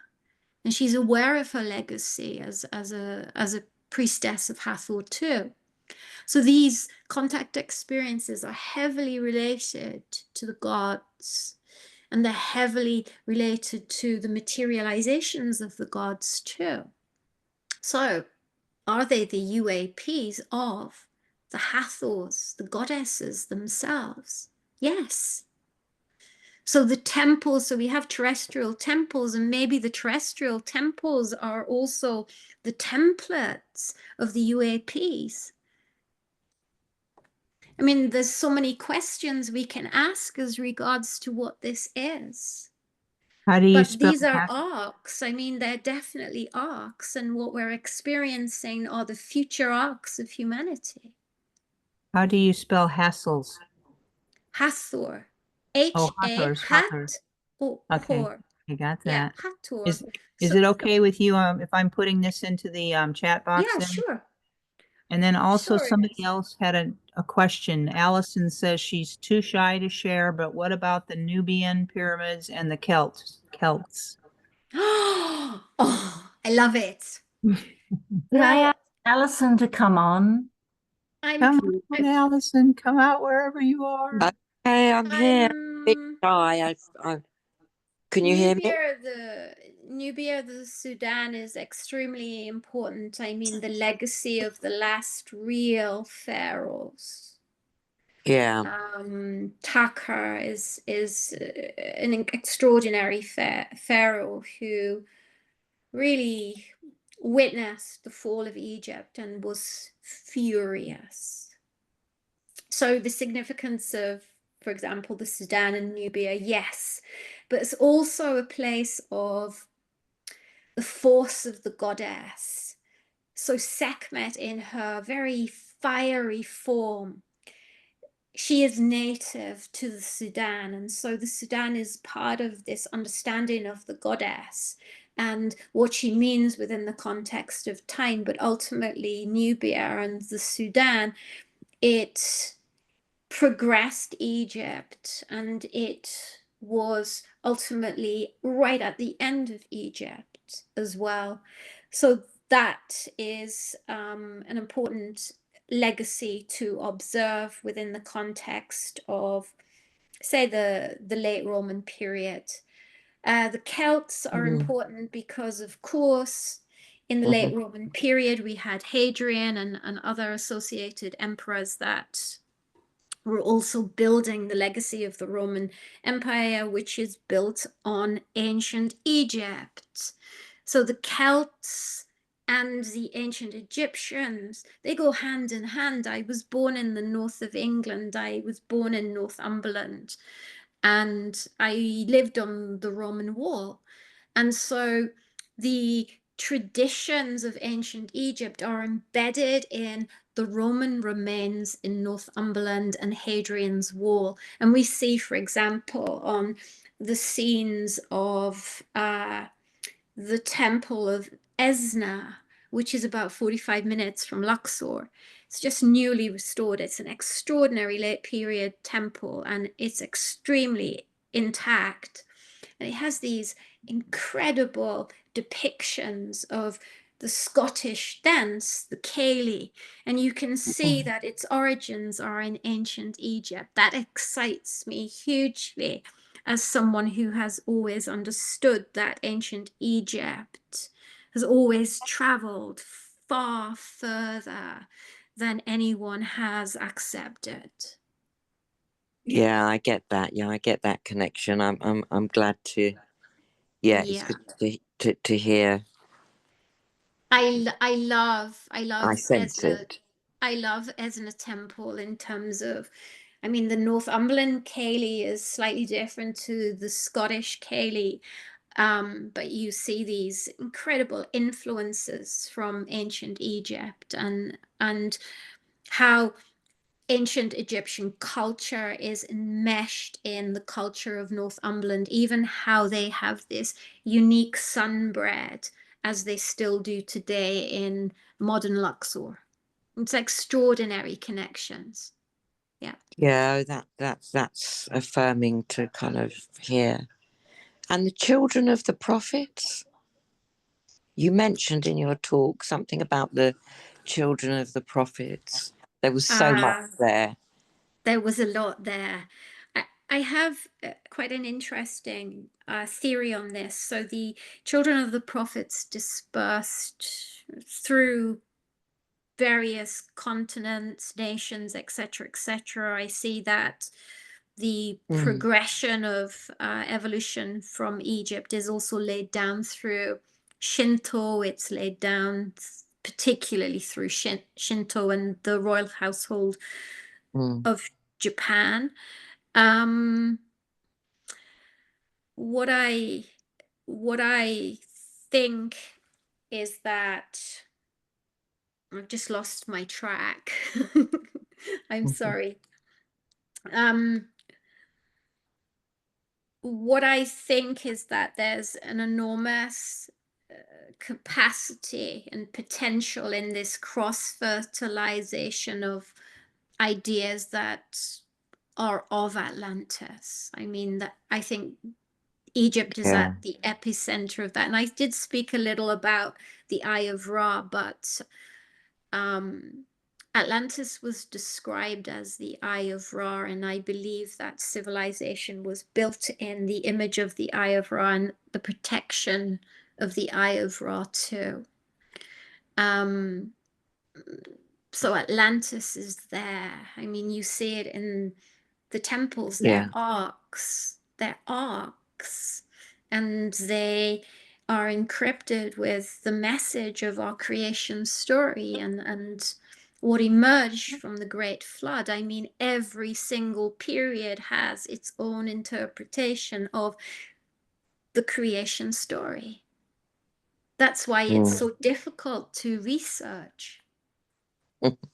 I mean, you have like things like Sekhmet will change to Menet in Esna, then you see that the mat is removed, and then you go, oh my God, that's when we're losing the goddess, and that's when we're heading into patriarchy, for example. I mean, it's an extraordinary legacy to see how Egypt became distorted, and why Egypt then collapses in terms of its legacy. And then how it's now currently entangled by all nations that have been built on Rome. Mm. You know, it's incredible. Ash, I want to Yeah. clarify something before I posted in the chat. I was referring to those beautiful UAPs, and I got in here Syrians, and then I think I put Vega, V-E-G-A, Vega, Palladians, and Hathors. Hathors. Do I have those right? And your microphone is not on. Okay, so Vega, the Palladians, Orion. You have sometimes Arcturus as well. Some of my terrestrial friends have Arcturian connections, and I collaborate with the Arcturian energy as well. So you have to do your own exploration. What I'm particularly interested in is that we work within that federation of non-human intelligence that is particularly interested in the evolution of humanity. And that's Okay. why we have to have really good teachers. Okay. And do you spell Yeah. it V-E-G-A, Vega? Yes. Yeah. Do you spell it O-R-I-A-N, Orions? Yes. Okay. Yeah. Thank you. Yeah. Just take a look at it within the cosmology, and then you'll begin to understand the psychology that's associated with those star nations. Thank you. You're Tracey, welcome. are we? You mentioned protection in these Yes. times, and we are protected at the moment because it's so. I don't even have a word. It's so out there. Crazy. It's just unbelievable. It's like watching I don't have words. Me too. It's And shocking. I don't scare Yeah. easily, but I'm kind of like, whoa. But you mentioned protection again and again, and I was like, yes, I needed to hear that today. That we have that if we're plugged in truth. Yeah. I mean, the amount of restoration work that we need to do in silence, in quiet. I think that is what we really need to focus on. So we have a place within ourselves that is deeply sovereign. So we've gone way beyond the duality and the conflict and the chaos. And it's when we're in that place that is sacred and sovereign and quiet, it doesn't need to do anything, we just have to be. That's an incredible resource, and you're so right. I mean, what is happening currently is despicable. I mean, and that's why I've been looking at the prophecies, and then the prophecies are of hope, and the Nephthys and Isis are part of this protection and also power to dissolve evil. And that's good. I'm yes. happy about. Yeah, it's good to hear that within a group context, because for me that has power, or it has strength. It kind of, I don't like the word, but it manifests it, so to speak, because it's just so off the Richter scale. It's unbelievable. I agree. There's two timelines, and we have to be really clear about what is the correct path and what is not the correct path. Okay. And we have to get out of this like anemic compliance and acceptance and turning a blind eye and all of those things. Mm. Mm. Thank you. Yeah, I mean, that's your protection, is speaking the truth. The truth and grounding. Total grounding. Truth grounds you. Yeah. And being around people who practice that, who are that, who embody that, that's your protection. Yeah. That's why kind of, I mean, I barely do interviews now. I did this interview because I was introduced to Jim by Janice, and they're real. And I like to engage with people who are in real service and they have integrity. But I wouldn't consider doing interviews with people who don't have integrity because it wastes my time. Yeah. Yeah, and you know, I think having these discussions is really important. Somebody else mentioned Deborah Gusty. I know Deborah Gusty too.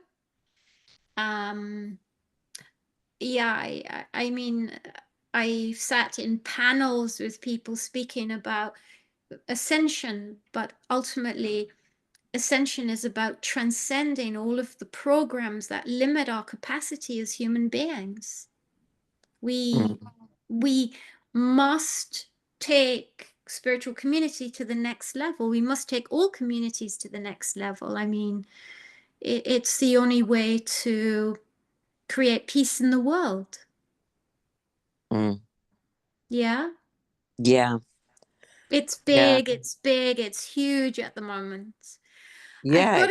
I've got a great story for you guys. I had my friends from New York who came to visit me, and my friend used to work for Hay House as a ghost writer, and I think she was also a Hay House author. Anyway, she gave up the mainstream spiritual industry partly on the back that yoga had become like so mainstream, and people were like stepping out of yoga studios in New York, stepping over the homeless, and she felt that it had just become all too capitalist. They came to spend some time with me in Egypt, and I mean, I'm the kind of person who'll say, okay, let's go in the pyramids field and we're gonna like do a night in Abu Ghraib and we'll like fix it up so we can go and spend several hours at Abu Ghraib, for example. We had a contact experience at Abu Ghraib, and the UAP came in and it was with us for 45 minutes. Her partner's an engineer and he's a genius in terms of startups, and he could not grasp what he'd experienced. But the story goes on. That experience perplexed them. I mean, they couldn't speak about it. They couldn't process it because we watched this extraordinary contact taking place for over 45 minutes. But they went back to New York and they continued with their startup, and they work with food shortage. They're extraordinary human beings, and their service is exceptional. And I think based on the contact that they had in Egypt, it created timelines of protection. And what emerged a year or two later was the corruption in New York, and the corruption around asylum seekers and even being given food. The mayor of New York tried to bribe them $25,000 US, and so they refused it, but they made it public.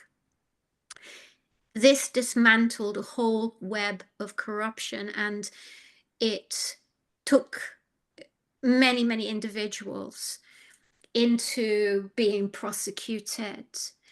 And that level of protection as regards to breaking the system, I just don't believe it would have happened if they didn't have such profound spiritual experience and conviction and faith and contact.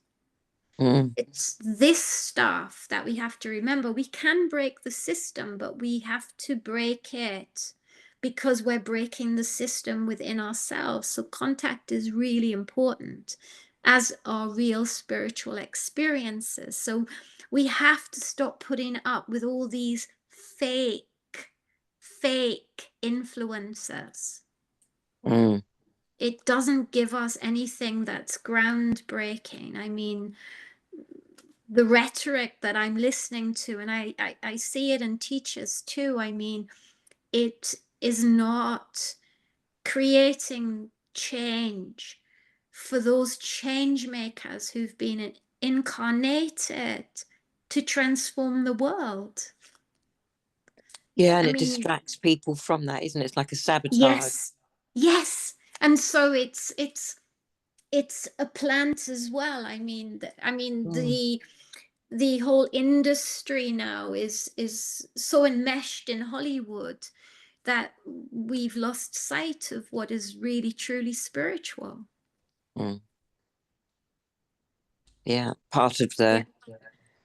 the what's the word? The game plan of the Yeah, to destructive kind of of the trivialize trick. spirituality. So, I mean, law of attraction hasn't been good in terms of trivializing spirituality, but the entitlement is ridiculous, which really it doesn't just trivialize spirituality, it destroys it as a resource. Yeah. And so when you have fabulous souls, I mean, some of these new souls coming in, these new kids are extraordinary. They don't know where to go in terms of training because the internet is full of individuals who are trying to be teachers and they're not. Exactly. Yeah. And so, Yeah. I mean, in terms of that, I feel really responsible. My community is massive. So I attempt to work with as many people as I possibly can, but I'm not really inclined to market myself. So because I just don't have time. Mm. It doesn't need it anyway. No, the right people The are the right right people will people. fight. Yeah, yeah. I Yeah. don't know. Yeah. Yeah. Yeah. If yeah, if you meant to come across, yeah. I don't know how Yeah. to describe it in human words, but yeah. It's initiation, you know, when you're called. Yeah. Yeah. Yeah. Yeah. There's been some really cool questions and comments, like super nice. Yeah. I have Oh, I think this is kind of interesting. I have a Siberian Husky who lives with me in Egypt, and his name is Anubis Bowie, and he also works alongside me. He's fabulous. yeah. But he works as a spiritual and emotional guide, and his work is extraordinary. He is an extraordinary gatekeeper and custodian, and he is extremely important in terms of people's path and showing them unconditional love. And he is a custodian. I mean, and we often perhaps need to see that through the animals that we have in our lives, then we have phenomenal protection. So we're not Yeah. alone. We just need to know where to look. Yeah. Yeah. And trust. And their magic, Yes. I suppose, the animals, they Yeah. carry the magic. Oh, sure. I mean, my Anubis Bowie is Anubis Bowie. I mean, he's extraordinary gatekeeper of the East Gate of the Medina Habu. He's just delightful. And his whole purpose is to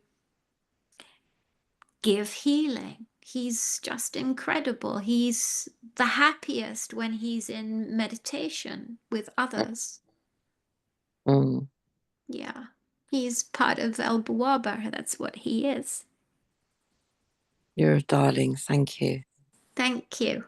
Yeah. Ash, I don't know how long you have. I mean, it's been wonderful the time you've given us. George still has Okay. a Well, you question. must be tired of me by now anyway. Not at No, all. Otherwise, we wouldn't be here. we're still here. But I want you to feel that you can say when you have to go. So I She Sure. will. I think I think I might have to go. But please do keep in touch. Shall I please, write because my Stanley Procris is the one who has set this after chat up. And if you Okay. put your email in there, he will Okay. send you the chat to the full Humanity Rising session that you gave so that you can see the comments there as well Okay. as, okay. But Sure. I noticed on your website it says that you're from the UK also. Do you kind of live in two countries? Well, I'm based in Egypt. Okay. I have another base in England, so in London, and then Okay. I'm fairly well adopted by Japan. Okay. So Good. I work with those gateways, and I'm actually just about to launch another project in London in the Women's University Society, which is in Mayfair, and it was one of the pioneering societies for human rights, women's rights. Ooh, Yeah. So I interesting. thought that those ancestors would be particularly helpful at this time. is that on your website? It hasn't even gone on my website. I've just generated the project this week. Oh, Yeah. count me in. Yeah. Yeah. My Yeah. daughter, I have a Yeah, and daughter in we've London, so yeah, well, if you've got accommodation in London, it's perfect. And they're small weekends, so 4 weekends over the year where we do work that is very deep in terms of mentoring. Yeah. excellent. Mm. Oh, wonderful. As you know, I'm Londoner. So, well, not Londoner, I'm a Celt, but I live in London. Yeah. Okay, cool. Where in London are you? It's Addison. I'm in Little Venice. Okay, cool. So Yeah. it's like It's like west, I'm 2 minutes northwest? away, so I'm in the Hyde Park sort of circuit bit, Okay. patch, Okay. West London. Yeah. Okay. So I my property is out in Ealing. Yeah, yeah. Yeah. I love London, by the way. Yeah, I do too, in a funny kind of way. Yeah, it has incredible gateways and portals and Yeah, StarGates, and you just got to kind of slip into them. yeah. I don't see your email in the chat. Have you put it in there? Or? I'm just about to pop it in now for everyone. Okay. And George had a question. I don't know. Yeah, I do if there's time, but if it's time to conclude, that's fine too. Let me just. It's okay if you want to go ahead with your question and then we can close. It's perfect. It's easy Thank for you. me. I'm happy. All Yeah. right, me too. I wanted to ask about the relationship between the Celts and the Armenians. I have an Armenian background, and the Khachkars, the carvings of the temples in Armenia, which the Orbelian family built many, are very similar to the Celtic knot designs and so forth. And well, it makes sense in terms of the extension, and I was looking at this, the extension of the lands of ancient Egypt through, say, the 18th and 19th dynasty. The land mass was extraordinary. So the culture and the cross-fertilization of ideas from that particular area is extraordinary. So shared myths, shared gods, etc., etc. I still have a really strong opinion that there was so much travel and exchange through information and culture and trade. And I mean, we even see it in Norway, where you have things like, for example, textiles that relate to the ancient Middle East, and references, for example, to say the House of Ormond, which is the house of the snake. So there's so much cross-fertilization in terms of ancient influences, particularly in ancient Britain, let's say. I mean, there's a huge, in the Northeast, there's a huge plethora of megalithic sites, Druid sites. You've got the Celts, you've got the Vikings, you've got very strong and unique kind of interface of many cultures, particularly in that area. It's the first point of Christianity as well. Have you been to that area? I've been to Armenia. And have you been to like the Scottish borders and the east coast of? Not yet. Okay, so you need to go. Okay. Like, I mean, the place to go to is Lindisfarne, and you travel up the northeast coast and you see all the Druids remains here. You travel through Hadrian's Wall, you go to the Lake District, you go to Castlereagh, all of these incredible places that are not mainstream sites to visit. That's where you want to go in terms of really kind of virgin, ancient sites. My father was Yes. my father was born in Tatev, Tatev, in the mountains of Armenia. And there's a wow. the Orbelians built a monastery there. And so we went and visited together with my father and my family. I don't know so much about Armenia. I don't know, but I've seen some posts, and it looks like there's some extraordinary ancient sites that are needing to be researched more, let's say. They have temples that are actually carved into the side of mountains. Right. Yeah, it would be really interesting to take a look at that. And I also wanted to ask if you had an idea about Nassim Haramein and his work with I've the met him. pyramids. Nassim's great. Good, thank you. I got no problem with Nassim. He's Robert Edward truly Plant worked with him. He's great because he is doing his work, he's doing his research, he's in his purpose. And yeah, I sat on an ascension panel with him, and he was the only one who talked any sense. That's good. That's good to hear. And are you seeing something in regards to the old elites trying to morph into something believable to become our new elites, and that we should be extra careful to watch for? And that's the end of my questions. What was I didn't catch the final part of your question. Are the old elites, the elites that are needing to let go so that humanity can bloom into its future, are they morphing themselves into something that makes them seem like the new elite? That will put them into position as the new elites without us realizing it. It's so insane that they can almost pull it off, but you're not going to be fooled. Don't be fooled. Right. Wow.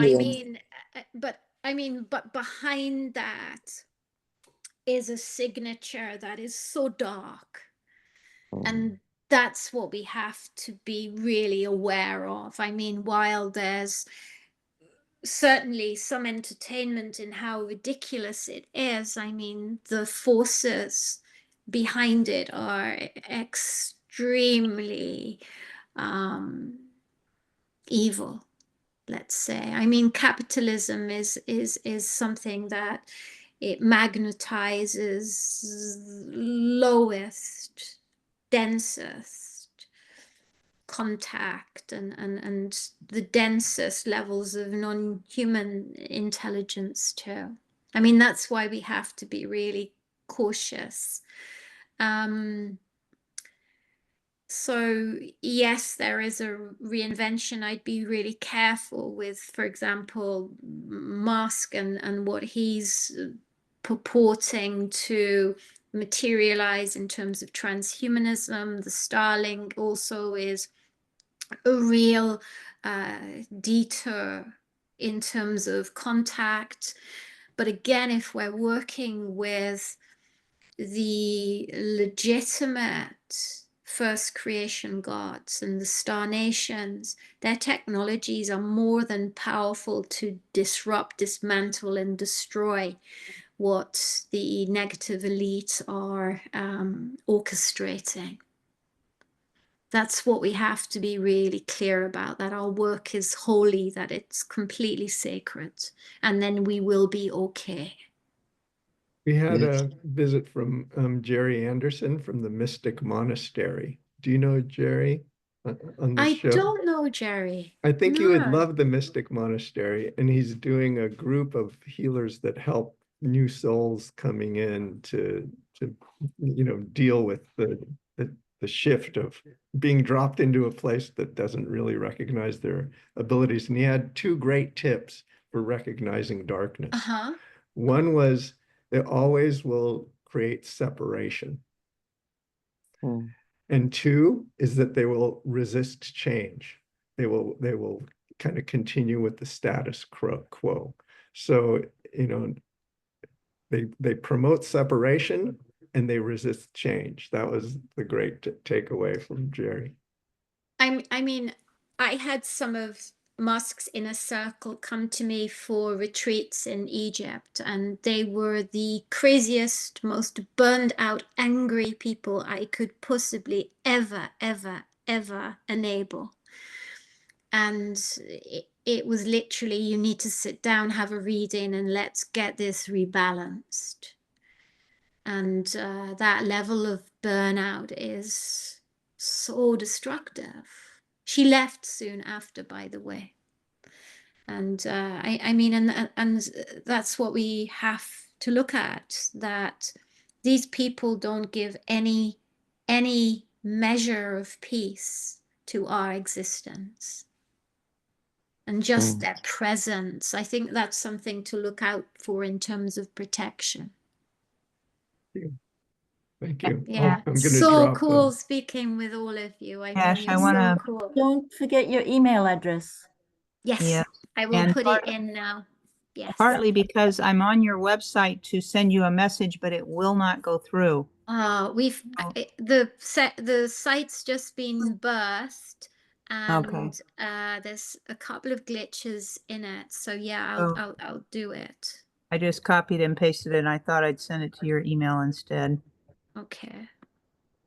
Thank you for all your time with us today. It's okay. You're welcome. And sorry about my website, but the developer is amazing, but I have to sit him down and get him to do these things. Trying to send a message on that page, it just won't go through. Let's get it. I heard yesterday that someone else had a glitch with it as well, but I just shared my website and my email, so you've got my details. Yeah. Okay, great. Thank you all so much. Have a really lovely day. Thank you. Thank you so much. God bless. God bless you all. Thank you. And we hope to see you here again. And thank you, Ash, for your generosity of spirit and spending so much time with everybody today. You're such a beautiful soul. I adore you, sister. Thank you again. Thank you. You're all so fabulous. Thank you. Thanks. Bye. Bye-bye. Love, light, and slow. Bye. Thank you. Bye. Thanks Huge everyone that hugs. was here. Good to be with you. Bye. Hasta la vista. Hasta la vista. We missed a very interesting question here.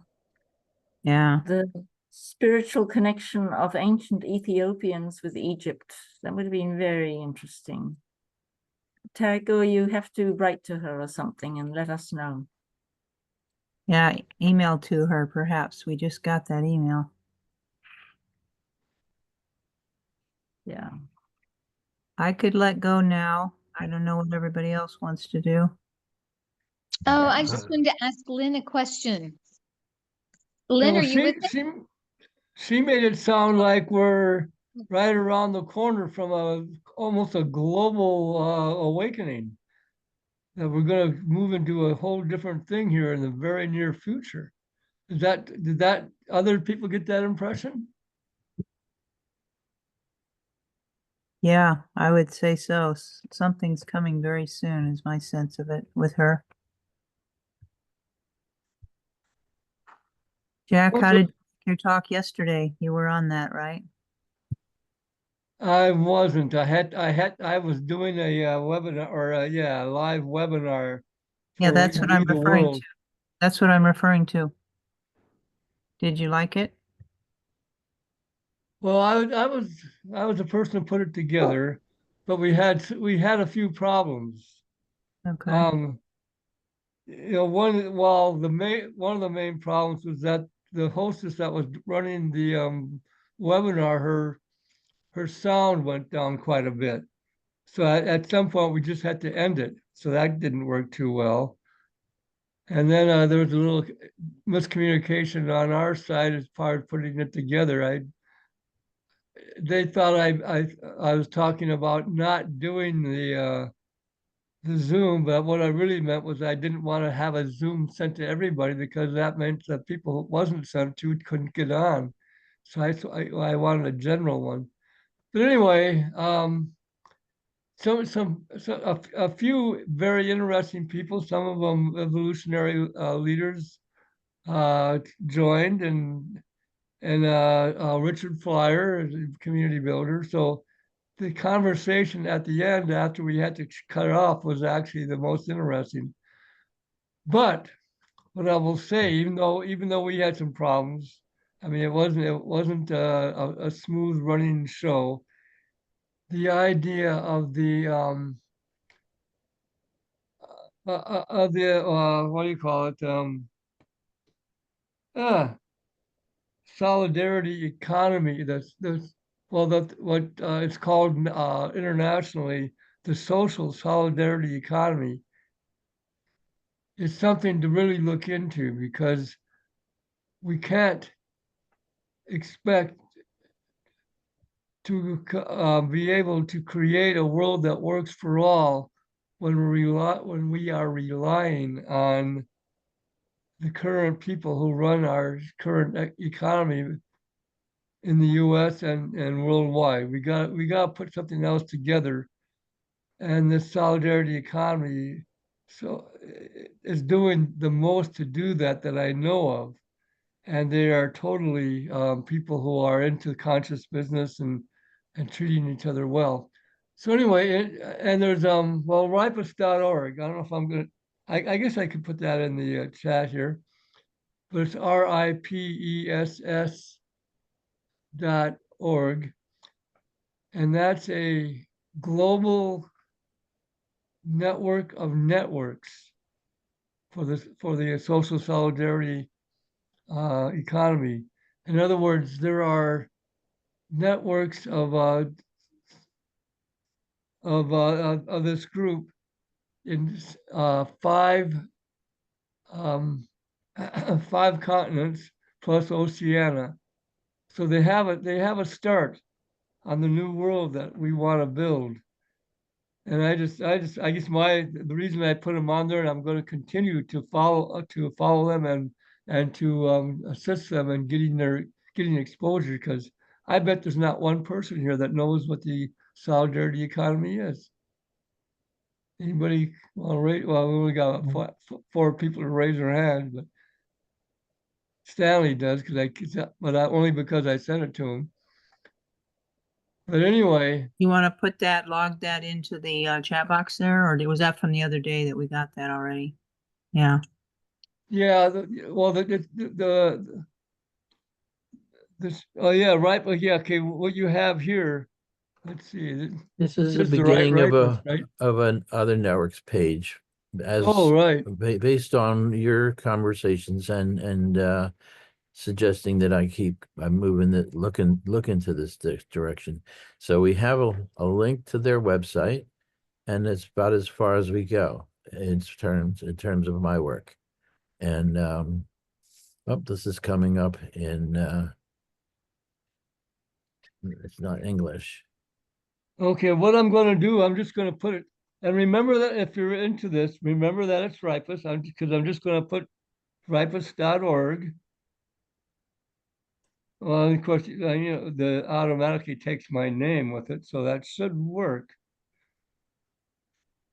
But yeah, I mean, Yeah. Okay. very Here's few the people English realize version how, of it. huh? I have the English version of it. Yeah, it's English and I think French, and I think also in Spanish. Well, I'll go solidarity just to make sure you know what's going on. May I interrupt for a moment? Definitely. Sharon had a question for Lynn. Oh, I do. And I just put a question in the chat to her. Are you still here, Lynn? Yes, I'm here. Yes, Hi. hello. Yes, I that essay I did, I think there was something like 135 entries, and I was 10th, much to my shock. But I did it spiritually. You see, I just I went into how were we going to be in 2050, and I went in there and I got amazing stuff come through. So I did that as a vision, and yes, I don't know. I think she liked my writing more than anything. I'm not sure she was enamored with the subject because it wasn't what she asked for, but she that was the position she gave me. So I was in shock. So I just did it just for the exercise of it and fun. I wasn't intending. I mean, I was two places off getting $2,000, which I could have done with it. Yeah, But I was really excited yesterday. Stanley brought it up, and I thought you placed in that, and I didn't know if you won or where you were in it, but I would love to read. I would love to read these. On her website or on her Substack, there are only 5 posted.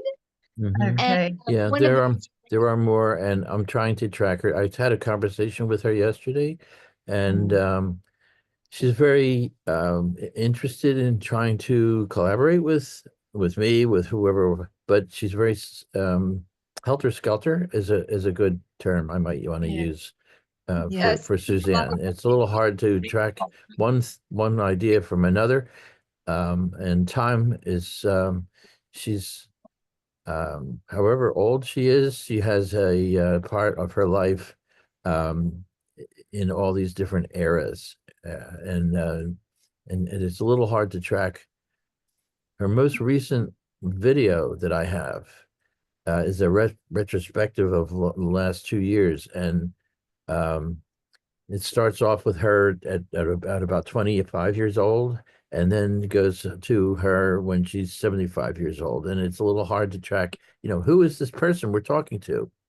Because because you have so many lifetimes in one. Let me just get back to Lynn for a second because I need to hang. But Lynn, would you send us? I think you actually did send me. I did send it. You've got it. If you search your emails, my name, you've got it on there because I sent it to you when you asked me for. And you know what? I'm just hoping I'm going to do it while we're still on the line. But would you be do it? Then you can, because I can't remember the title now, so you can tell people what the title was. If you would be willing to send that, to the small email group that we have, that would be super. I think not just me would like to read it. I told them yesterday, I think that this would be fabulous reading because these are our future selves talking to us. And one of those essays is Rebecca Tarnas, the wonderful astrologer, the daughter of Rick Tarnas. And I'm really curious about what she has to say about that. So thank you. I'm going to check now. Yeah, we should get them on Humanity Rising again. I was really impressed with her when she was on. Oh, did she? Was she Who are on you then? talking about? She Rick won. Thomas, She won the places of the essays. She was one of the placeholders of the essays. She won money. I don't know how much or what, but I think she was, I don't know, five. I think there were 5 people listed in the Substack for winners. And I thought, oh, I thought Lynn was in there. You know, of course, I had time to research last night. And anyway, I'm looking for this. And then you're going to share it, Sharon, right? Happy to. And all that I'm having come up here is a whole bunch of our emails that have you name at the beginning, Wintroff, and Lynn's included. So those are all coming up. But I'm hopefully, because Lynn, this would have been last March, correct? This would have been about in March last year. Yeah, just seeing if I've got the link. I've got the essay, but I don't know whether I can do it as a link. So I see that Benny has just popped in here. Is that true? Benny Johansson. You know what, sweetie? You sent me a note that says, I need to speak to her about this, and I will forward it to you as soon as I know. So that's all I have to do. That was March 14th. I thought, yeah, it might not have been that. Let me just put this in again. Okay. I've got it in Word, but I'm trying to find it if I've got it in a link. Just for a second here, I came back on so I can put my website in, because I want to make sure that if you're interested in the solidarity economy, that you know where to go to to talk to me about it, so you don't have to just get your own stuff. Because like I say, it's one of the most important things on the planet, I think, right now. And that's me, but I think it's more than me. Anyway, I'll put my I'll put my email on the chat, and hopefully, if you're interested, get in touch. Yeah, it's a cool thing. And also, Lynn, thank you, Jack. Also, Lynn, do you pronounce your last name Broadly or Broadly? It's Broadly. It's Brodlie. Broadly. Okay, thank you. Yesterday I didn't say your name correctly. I'm just checking. Jack, I'm on the board of the Buckminster Fuller Institute. This is George. So I'm very interested in an economy that works for all, as you know, Bucky's quote, make the world work for 100% of humanity in the shortest possible time through spontaneous cooperation without ecological offense or the disadvantage of anyone. So I used to follow Bucky, and in fact, I guess his institute's still happening. Yeah. If you're on the board, I guess it is, huh? Yeah, and his archive is at Stanford. It's 1,400 lineal feet of his works. He wrote 26 books. He left us a lot of information we could use to create an abundant and thriving future for all life. That was his objective. And okay, well, are you willing to almost I'm putting this in. I'll go to the chat and get my email, because I definitely want to have a chat with you. Yeah, we should have one with Stanley too. I've been meaning that Stanley and I need to connect. Yes, let's do that. Yeah. Yeah. Adding Stanley to it would be fine with me. Okay. I'm ready. So how do we do this? Well, we this stay on this right space, now if you want. This space is a good space. We can stop this particular recording and start another one. Because this is getting not on. hardly anybody else here, huh? I'm falling asleep, which is one of the sad things about my life these days. Well, I can do anytime you guys want, so you just let me know. I'll put my email. Let me finish with Suzanne, because I found her essay contest site, which is one of my problems with her. She has too many sites. They're not pointing to each other. So it's a little hard to figure out where she is. I just found something to help with that, but Stanley, I've just brought on a guy named Michael Muyot, M-U-Y-O-T, and he's going to build interconnective capacity to all the work that's, you know, Bucky has, that I've collected, that you have. Oh yeah. Yeah. Time Okay. to We'll put link him in this there, all or up. can we talk about him, or get some information on him? okay. There's so many It's all things good that need to stuff. be linked together that that sounds exciting. Yeah. But yeah. Like I said, I'm half asleep, and my thinking capacity is not working very well. No, we can do it when you're fresh. It's okay. There's no we have to do this right. So, and then do. in I Asia, mean, in ancient Asia, the emperor used to pay his caregivers when he was well. If he got sick, he stopped paying, which I think that kind of helps us reset capitalism in a good direction. Pay for what you want to see happen, not for what you're afraid of. all right, I have to run to the bathroom, so I'll be back. Okay. Make sure you run. Okay. I'm going to stop recording. Well, I thought you already had, or I wouldn't I made that haven't. vicious No, comment. I haven't. I'm going to stop recording.